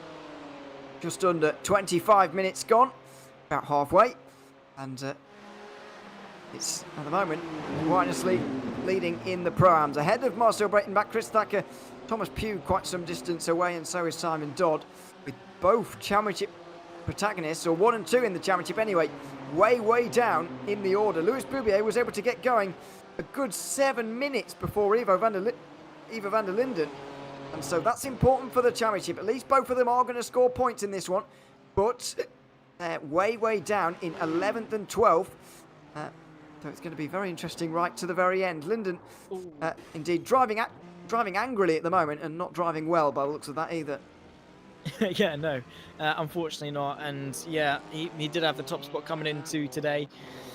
And yeah, unfortunately, that is going to go the way of Louis Boubier, who, to be fair himself, hasn't really had the best of runs here side by side between Chris Chatterton and Stuart Reynolds. The Lamborghini versus the Mercedes has been the story pretty much for the entire evening. Way too late on the brakes, though, from Chatterton. Stuart Reynolds finds his way through and back up in a second fairly convincingly. Sven van Rooyen, we're being told as well, has had an incident fighting with those wheel issues, and I was actually just told that those wheel issues are still persisting, and he is losing quite a bit of time because of it. So Sven van Rooyen, unfortunately, has had an issue, and also with Chris Thacker into the pit lane. Well, his worst result so far, Sven van Rooyen, is 4th place in this season. And this could well be even worse than that. Oh, dear. That has got all the look of a technical issue. There was not a lot he could have done about that.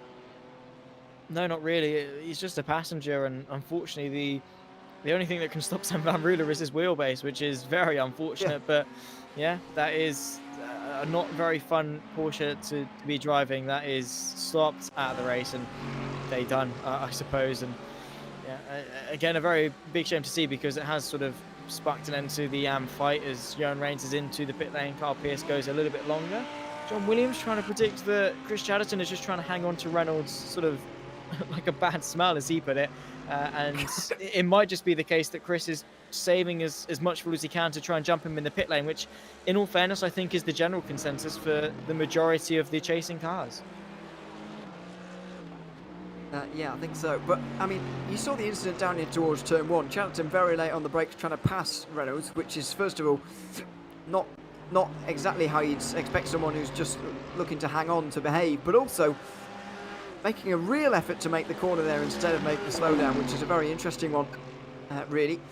And wonder why he decided to do that instead of the slowdown. But anyway, waiting for us at the moment to have a quick chat to him before we get to the pit stop phase and whatever. I think it'd be a good idea to chat to Sven van Rooyen, who's waiting for us at the moment, a previous AM leader here in this race, race 1 winner as well, of course. So I'll bring him in, and we'll have a bit of a chat. Sem, welcome to the booth. Unfortunate to have you here, I suppose, during the middle of the race. Just tell us a little bit about what happened there out of Lesmo 2. Well, the steering wheel issues are still happening. So that basically, I was coming out of Les Mo 2. I was trying to recorrect the steering wheel because I had a little bit of oversteer, and it locked itself into place when I was trying to correct the car. So then I was steering left. It was locked into place for a second, and I went into the wall. Nothing I could do. Now, I remember you mentioning these wheel issues to me a long time ago. First of all, when did they start to appear for you? But also, what is the fix for them, and how do you drive around them during these races? Because it seems to me like this issue's been persisting you for quite a while. Yeah, it started at solder, so last round, it was just quite a while. It's 2 weeks ago. Yeah, it started, and we've been looking for a fix like everywhere, but we just cannot find one. It might be an issue with my wheelbase because there's nothing to find anywhere online or whatever. So I think I may have to invest in a new wheel. Quite possibly. What's your prospects for the rest of this race then? Are we going to see you back out there again or not?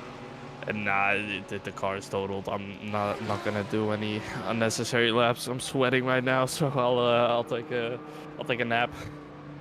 Well, yeah, fair enough. Fair enough. Sam, thanks very much for joining us, and hopefully you have better luck next week. Yeah, thanks for having me. Thanks very much, Sam Van Ruler there, joining us from down in pit lane. Getting repairs done, but only repairs for next week's race, you would imagine. Stuart Reynolds and Marcel Breitenbach into pit lane, and this is probably, Zach, a legacy of what we've seen all day so far. Breitenbach leading them around, so he's had to come in before Stuart Winers. He didn't have to come in before Chris Thacker, though, who decided to come in last lap. Yeah, so a race against time from the top 3 fight in the Pro-Am field. Chris Thacker then is going to be hoping that not only has he got enough fuel to get to the end, he's also been able to get the jump. He's had a bit of slipstream from his teammate Mark Fleming, which has probably helped him a touch. Celebrates him back, and he's now leaving the pit lane. He was stationary for about 19 seconds or so. There he is, right at the end of the pit straight. Will disengage his limiter right at that green cone and build his way back up to speed. But is it going to be up to speed enough to see Chris Thacker? Well, no, still behind him, and Marcel Breitenbach falling back. And in all fairness, I say by quite some margin, it's probably going to be a gap of about a second or so once everything has filtered itself out. But yeah, it seems to be a good strategy so far from Chris Thacker.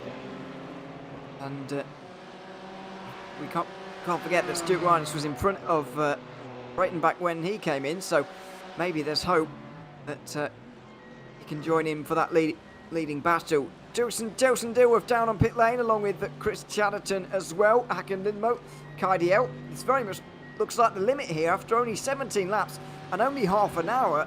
We're already seeing the limit for these guys. I mean, if ever there was a demonstration of just how fuel thirsty this circuit is, then this has to be it, because we very rarely see everybody having to come in inside 31 minutes.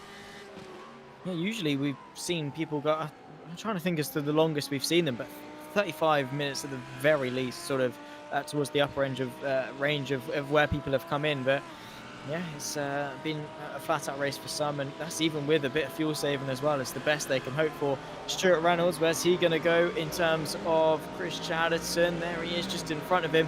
Is he going to be able to get past him? Up to speed is the Mercedes, but outside line for Stuart Reynolds. He is actually going to find himself behind, but cold tyres sees Chatterton going deep, and Stuart Reynolds very quickly picks his way back through.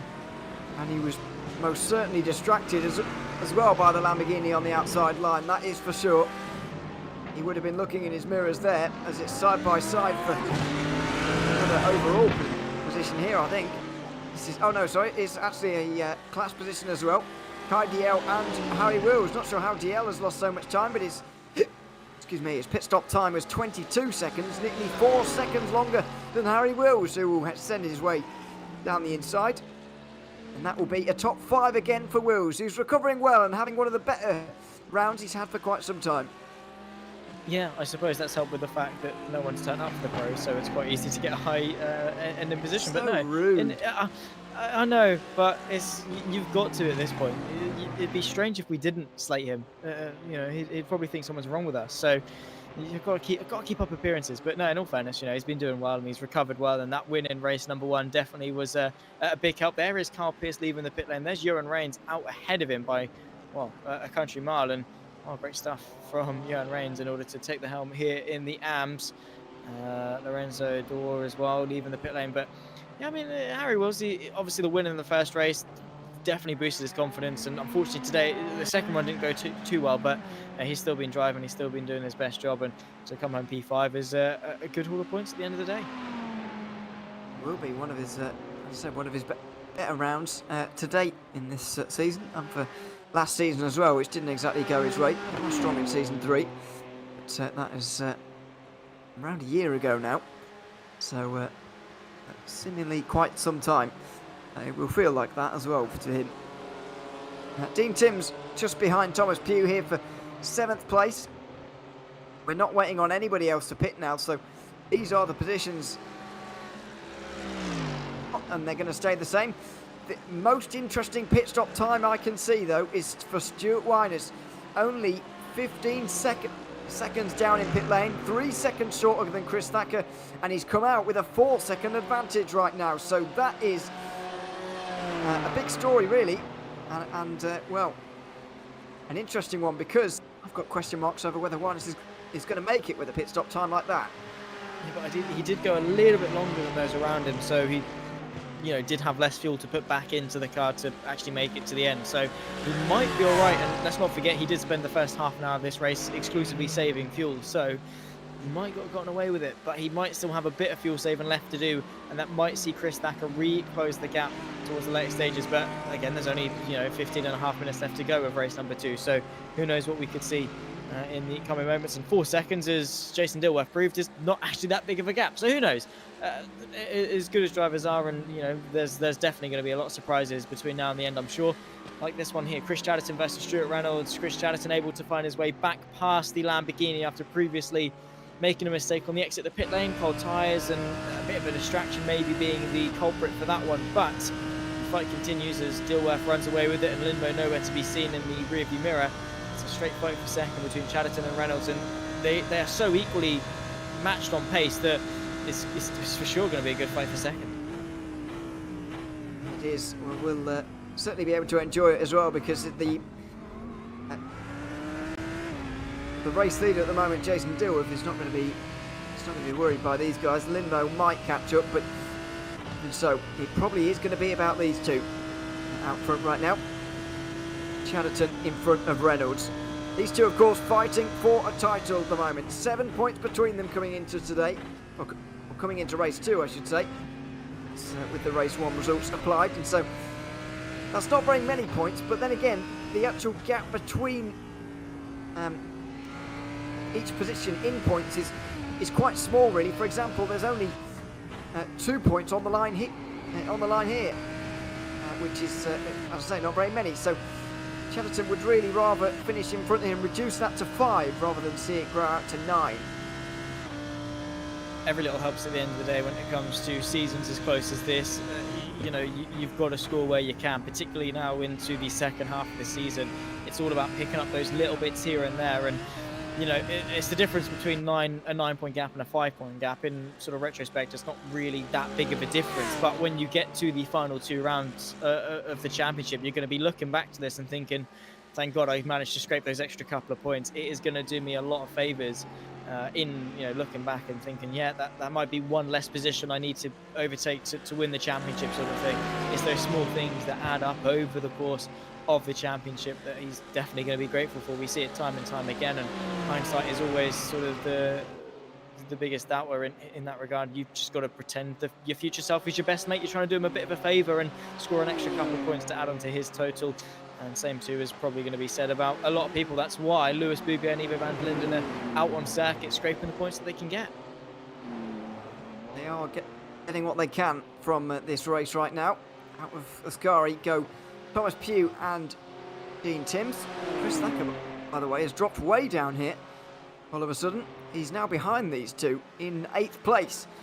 So this is now the battle for 6th, as opposed to 7th as it was earlier.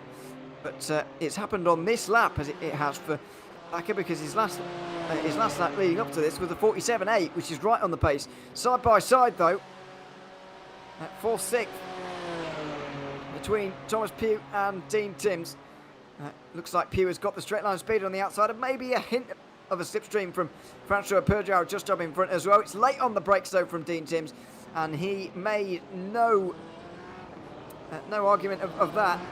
Down the inside, up to 6th place, and his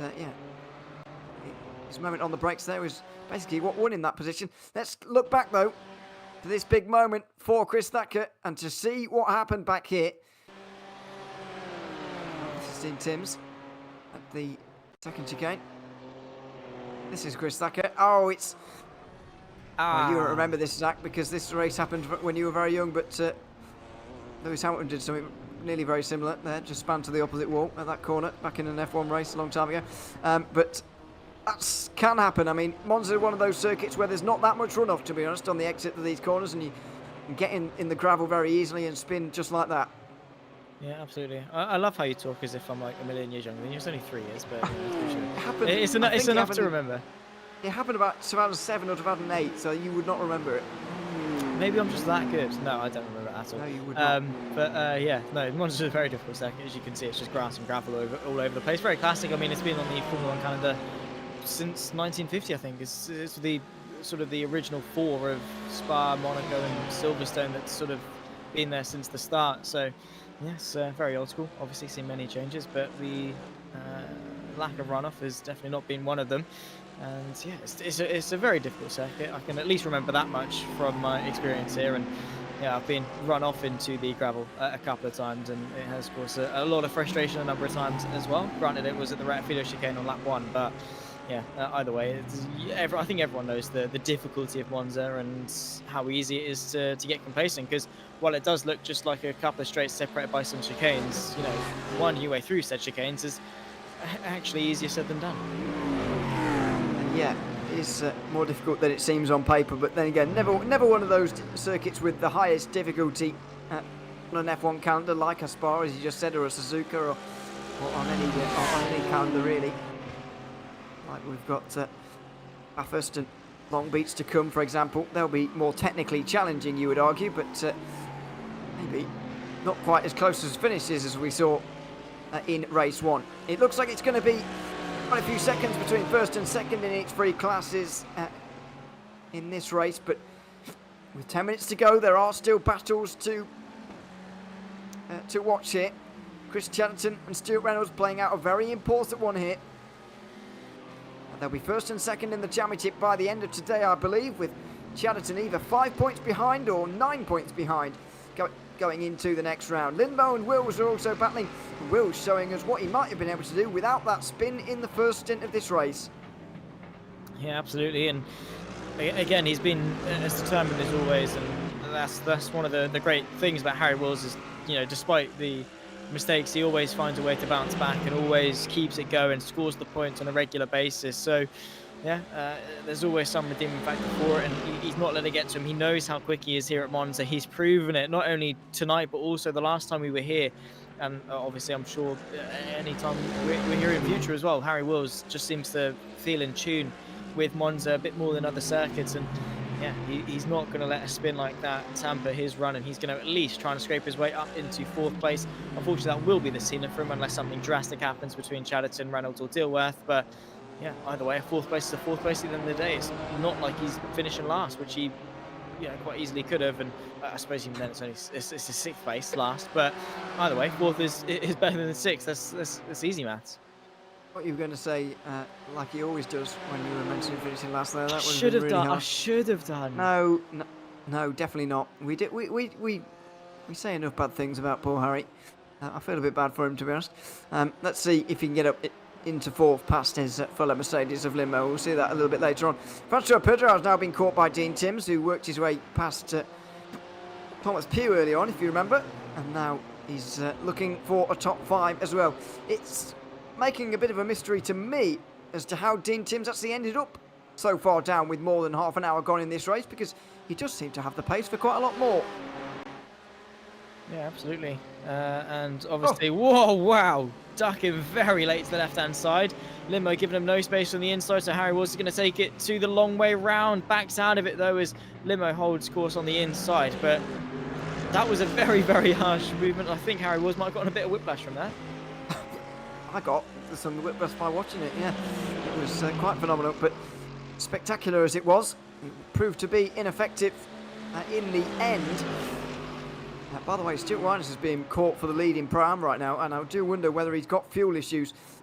We'll see in about 8 minutes time, 7 minutes time, when we get to end this race. Will's, as you can see, just behind. This is quite disorientating. Will's behind Limmo. I think that happened a couple of moments ago. Dean Timms and Francois Peugeot also not working their way through the same point in the circuit, but these two look like they've been filmed at different times of day today, because they're running around the same point in the circuit at the same time. But anyway, this is live pictures with Limmo just up in front, Will's just in behind, but not able to get through for the moment. And time is on his side here. He's got more than 5 minutes remaining, and I mean, it could even be 4 or 5 laps. Yeah, so he's got to start thinking and start, trying his hand a little bit wide from Limmo. In all fairness, Harry Wills gets the tight line out and the better line out. In actual fact, now finds the inside a lot sooner than he did on the previous lap, and it's going to be a straight drag fight between the pair of them. Is Harry Wills going to etch his nose ahead before the corner? He does exactly that, but he's getting squeezed by the Norwegian. Bit of contact as they bounce their way back to opposing sides of the circuit. On the brakes now once more, and it is going to be Harry Wills that finds his way up into 4th place and ahead of Hakan Lindmo. Now he's got to do the hard job of trying to keep it, and sideways out of turn number 2 is definitely not going to help his case. No, he's certainly not going to keep it like that. Side by side through the Curva Grande. It's a long way around for Lindmo, though. The distance you add on there is just not really worth it. If you can keep it alongside for the chicane, then it might all pale into insignificance. It won't, though, because Wills will get through. He'll be up to 4th place, and Lindmo doesn't seem to have an answer for it. He'll be able to stick in the slipstream, and we'll see what he can do to maybe come back at Wills in front. Yeah, 100%. But you have to say, it's far from over. There's Dean Timms as well, trying to find his way past Francois Peugeot just in front of him, and to no avail for now. But again, incredibly close, and that's the thing about Monza, is it just invites races like this. And again, is he too interested in terms of making the move now, or does he want to wait until the dying moment? Because we've seen with Lindmo that despite the fact that Wills is quicker, he's able to stay with them and potentially launch a counter-attack. It might be worth leaving it until the very last moment. While that is risky, it could potentially work. Down in towards the Parabolica on the left-hand side of your screen. Through Lesmo 1, 4, Peugeot and Timms. That's the battle for 5th place in the Pro-Am field. Thomas Pugh and Chris Thacker both not too far behind at all, as Marcel Breitenbach has caught Stuart Wyners at the front of Pro-Am, I can tell you. Lindmo's alongside Harry Wills now as well. He'll have the speed, and maybe 3 or 4 laps to go right now, but Lindmo trying to use this one to get the lead away from Harry Wills, and he will, oh, not quite, round the outside in towards turn 1. He will have the position. Will's not quite able to get the exit he needed, and so he'll have to stay behind and try that all over again. Yeah, absolutely, and all the hard work is undone. Stuart Wyners versus Marcel Breitenbach as well. This fight is closing at a rate of knots, and look at that, is actually sparking once more. The South African pulls out to the left-hand side. He's got to be brave on the brakes if he wants to seal the deal, but he's earlier than Stuart Wyners and tries to get the up under, but again, no way through. But the fact that Wyners might have a bit of fuel saving to do could invite Breitenbach to win the race. He could. He's got a lot of fuel saving to do, in my opinion, because he did a 49 on the lap before last. The last lap was a 48.9, so he is really struggling here, and he's really hoping that this race doesn't carry on 1 lap longer than he thinks it will. It will be 2 more laps, so 28 laps by the looks of things for this race, and yes, that will be the case. So Wyners will hope that he's got 2 more laps in the tank here, and maybe he has done enough fuel saving to just manage that. But I wonder whether he was concerned this race would run to 29 laps, in which case he wouldn't be able to manage it. But now that it's 28, he might be able to, although the damage could be done because Breitenbach's in the slipstream, and that counts for a lot at Monza. It does indeed, and obviously Breitenbach wants to see victory. It's been a long race for both of them, and both of them at some point, have controlled the race and had the other one in their rearview mirror. So now it comes down to the final fight between the pair of them, and I, for one, I'm really looking forward to it. Stuart Viners did the hard work in the pit lane, but Marcel Breitenbach is on the counter-attack. You can see Dutton very late to the left-hand side going into the Parabolica, very late on the brakes and swoops that BMW the long way round. Beautiful stuff from the South African, who finds himself into the race lead. But, well, that's one part done. Now the second part is keeping it. And into the pit lane comes Stuart Viners. He had nowhere near enough fuel.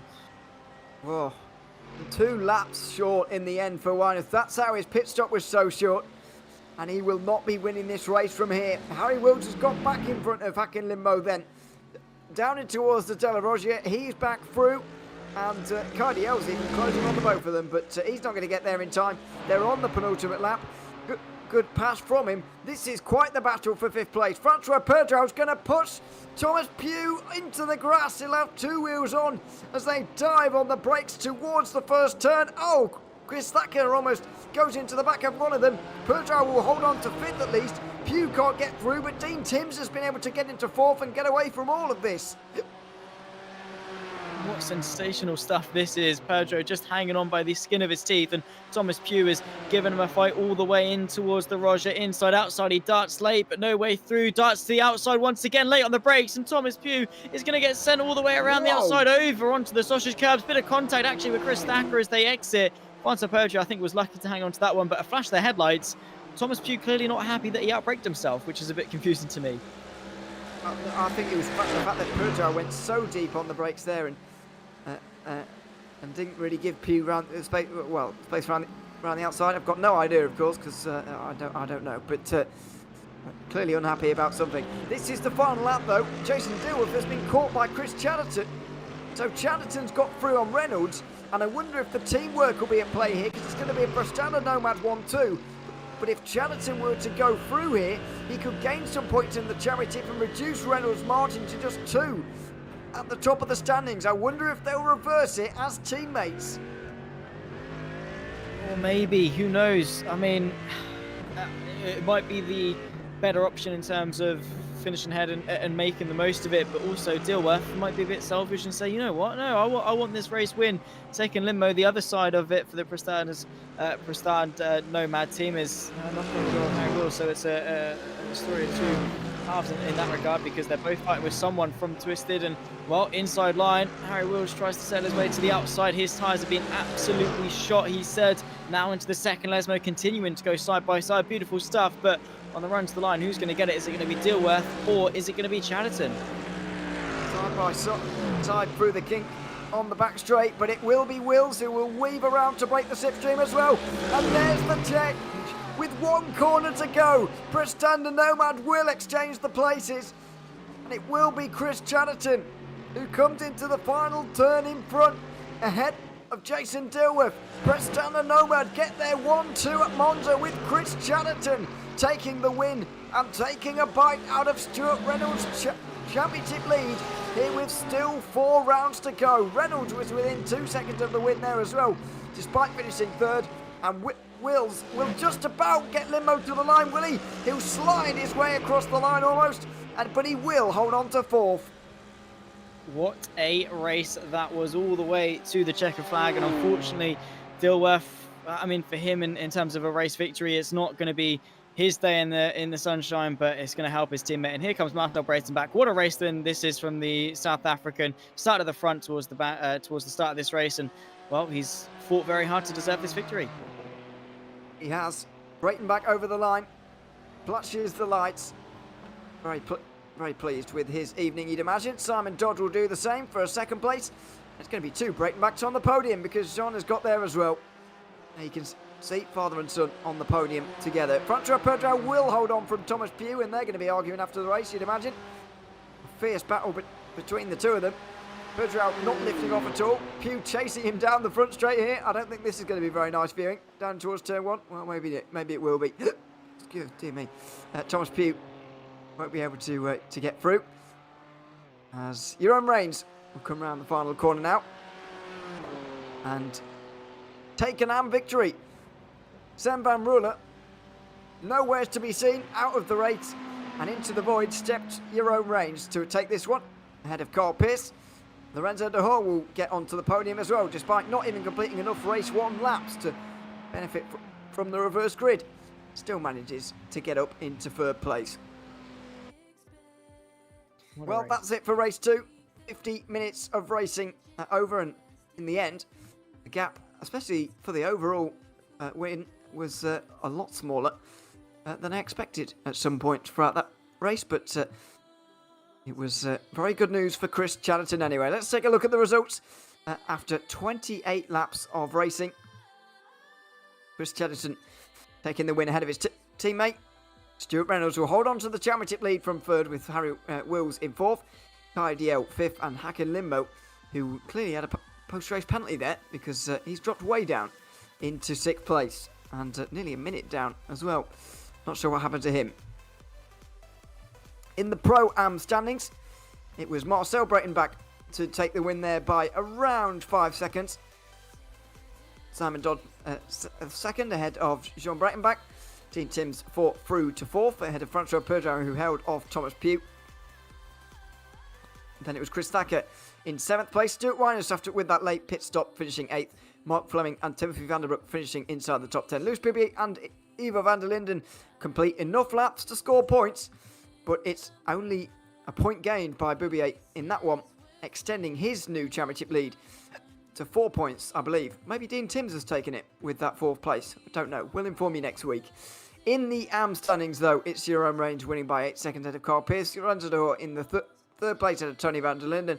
Then Jarmo Sastamone and Sven van Ruler, who did complete just the right amount of laps to be classified for 6th place, but I believe will not take this one as a round anyway, because this may well be a drop round. We'll wait and see on that one, of course.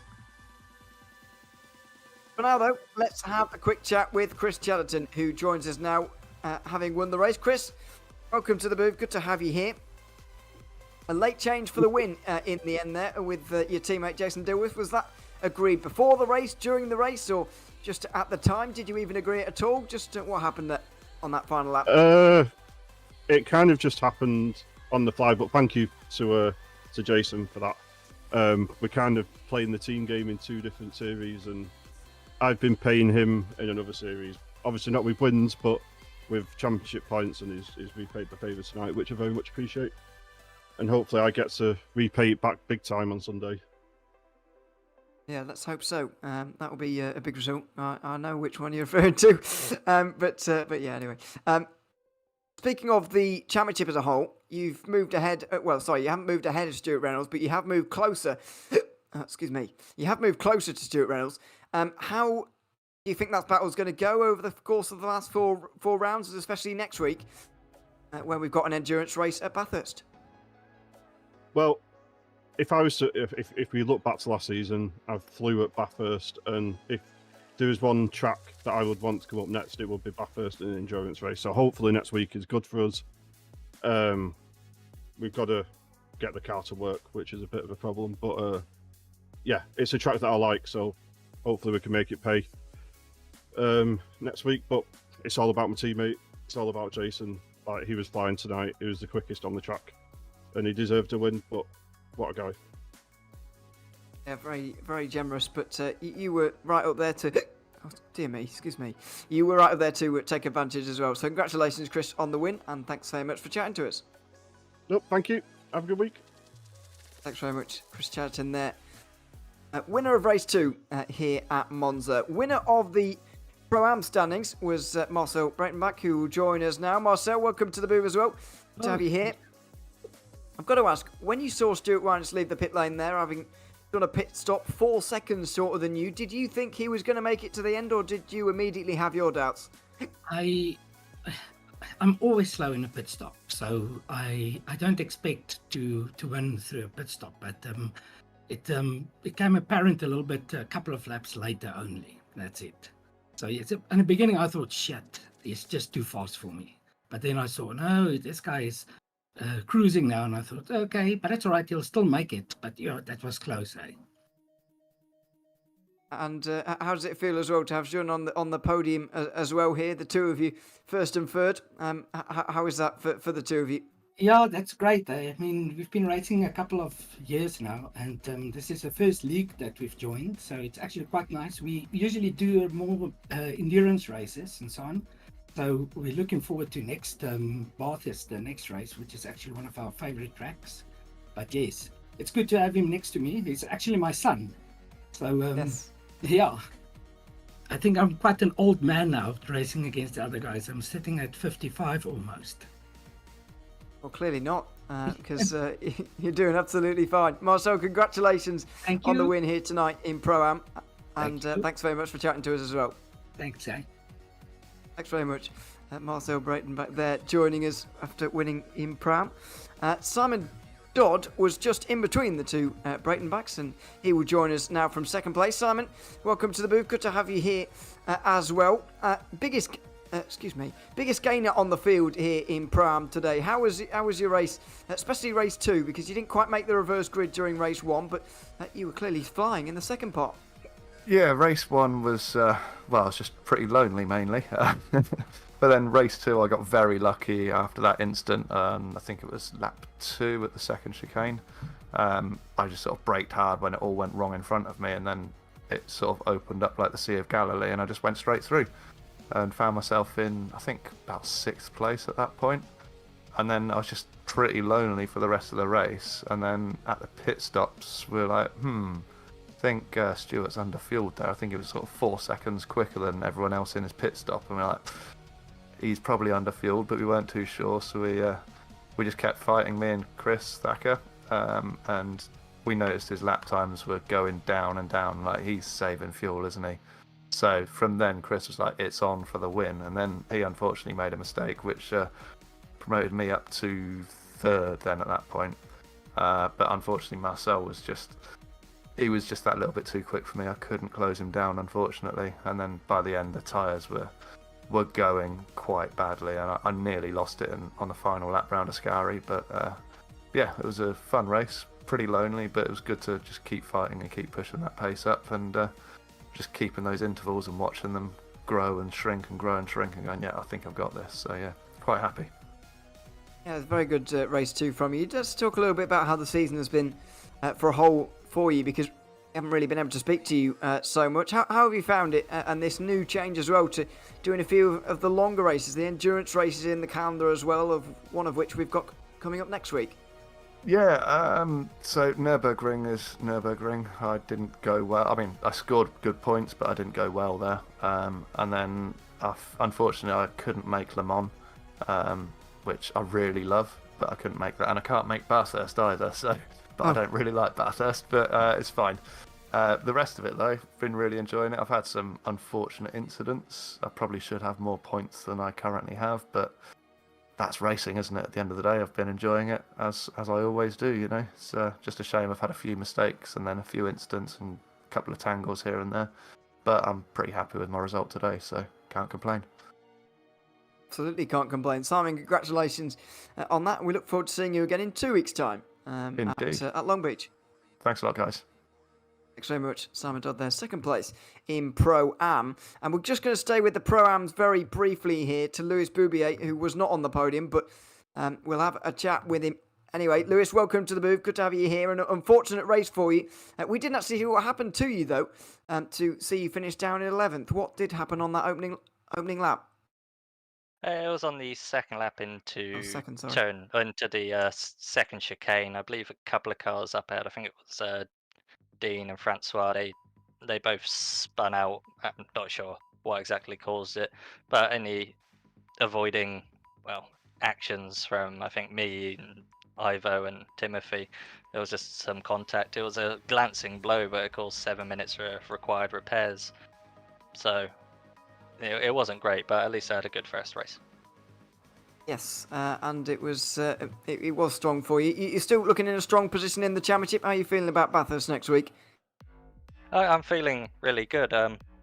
Coming into this race, I wasn't too happy with my pace, qualifying 4th, but that free wide into turn 1. So I think I got a bit more confidence in my racecraft after that, and my pace was quite good this weekend, despite not liking the track. So going into a Bathurst, a track I really like, I'm quite happy with. I think I stand a good chance to do well there. And being an endurance race, hopefully I can qualify well and not be down in the pack where something like race 2 can happen again. Yeah, it does often happen in race 2. Carnage happens, but anyway. Oh dear me, excuse me. Hopefully that won't happen next week. Lewis, congratulations on your drive this evening, and we'll see you next week. Excellent, thank you guys. Thanks very much, Lewis Bouvier, talking to us there from Pram. Let's move down to Am now, and Jeroen Reigns, first of all, who won the race by around 8 seconds ahead of Carl Pierce. Jeroen, welcome to the booth. Good to have you here. And winner of the Am category in that one. You were able to have a bit of a battle with Sven van Ruler, but what were you thinking when he ended up off the road and you ended up in the lead? Did you realise at that moment that the race was going to be yours, or did you still, have a lot of work to do before that point? Yeah, it's of course really a shame that Sam had to go out like that. I think he had like steering wheel issues. But yeah, after that I kind of decided to just take a slower pace, just take it easy, make it home in one piece, I guess, because I've been looking forward to have a win for a very long time since what happened at Hockenheim last season. So yeah, but really glad with the result, and yeah. And with Sem winning so many of the races so far this season, how has the season been in terms of getting those results with one driver who's winning all the races? How has it been for you? A little bit further behind, trying to get that race win, which you have now done. Yeah, of course. Sam is of course a really fast driver, so to be able to score points today more than him is definitely a really good advantage. But yeah, it's gonna be not so easy to catch up with him, but we'll see. Certainly will. Jeroen, congratulations on the win here tonight, and thanks for chatting to us. Thank you very much. Yeah. Thanks very much. Jeroen Reigns there, victorious in the AM category, just ahead of Carl Pierce, who joins us as well. Second place in the AMs today, and I believe a double podium, Carl. Welcome to the booth. Good to have you here. Couldn't quite get to Jeroen in the end. The gap was around 8 seconds. But how are you feeling after that? I believe it was a double podium, if my memory serves me correctly. It definitely is. Yeah, no, it was. This race was it was quite an easy podium, I would like to say. Unfortunately, the field was very, very short. Especially, this is a really good result for myself, especially at us duo as well. And because before the break, I did have a very horrible illness. I had some sort of flu or virus, some sort. But yeah, coming back after the break, all freshen up and that, ready to go. And yeah, having this double podium it's a great result, and it's exactly what I wanted. And hopefully, try and get extra more points more towards the end of the season, pretty much. And just quickly before we let you go as well, Carl, how are you feeling about going to Bathurst in 1 week's time? Oh, Bathurst, that is a special track, isn't it? It's I'm excited, definitely excited. It's one of them tracks where you have to have full concentration at all times. Yeah, I'm really looking forward to it. It's one of my favourite tracks, but not sure whether I'm quite quick on it. I'm not sure, but we'll see how it goes, and hopefully I can get some solid points for that as well. Absolutely. Carl, congratulations on a double podium here tonight. Thank you very much. Take care now. Thanks very much, Carl Pierce there. Second place in race 2, chatting to us there. Well, that's just about going to do it for us here at Monza. And so only 4 rounds to go here, Zach, and it's Bathurst next. A really, really exciting circuit. I've got to say, it's one of my favourites. The challenge that you get with it, but also the overtaking opportunities as well. It's going to be fantastic for 75 minutes as well. It's going to be a difficult one, let's put it that way. It's tight, it's twisty, it's up and down a mountain, not even up and down hill, it's up and down mountain. So yeah, it's going to be a tricky one. It's fast paced. You've got the long straight in towards the final chicane as well. It 100% will be a race of attrition, but also hopefully we can have a bit of good racing in the mix as well. And also the championship is heating up really, really well. It's just weird to say there's only a few weeks left. It's gone quite fast as it usually does. Yeah, it has gone very quickly indeed. Round 7 coming up next week, so make sure you join us for that. For now, though, that's all from us. I've been Neil Alira alongside Zach Sweeney here this evening. Until we join you once again at Bathurst in 1 week's time, it's goodbye for now.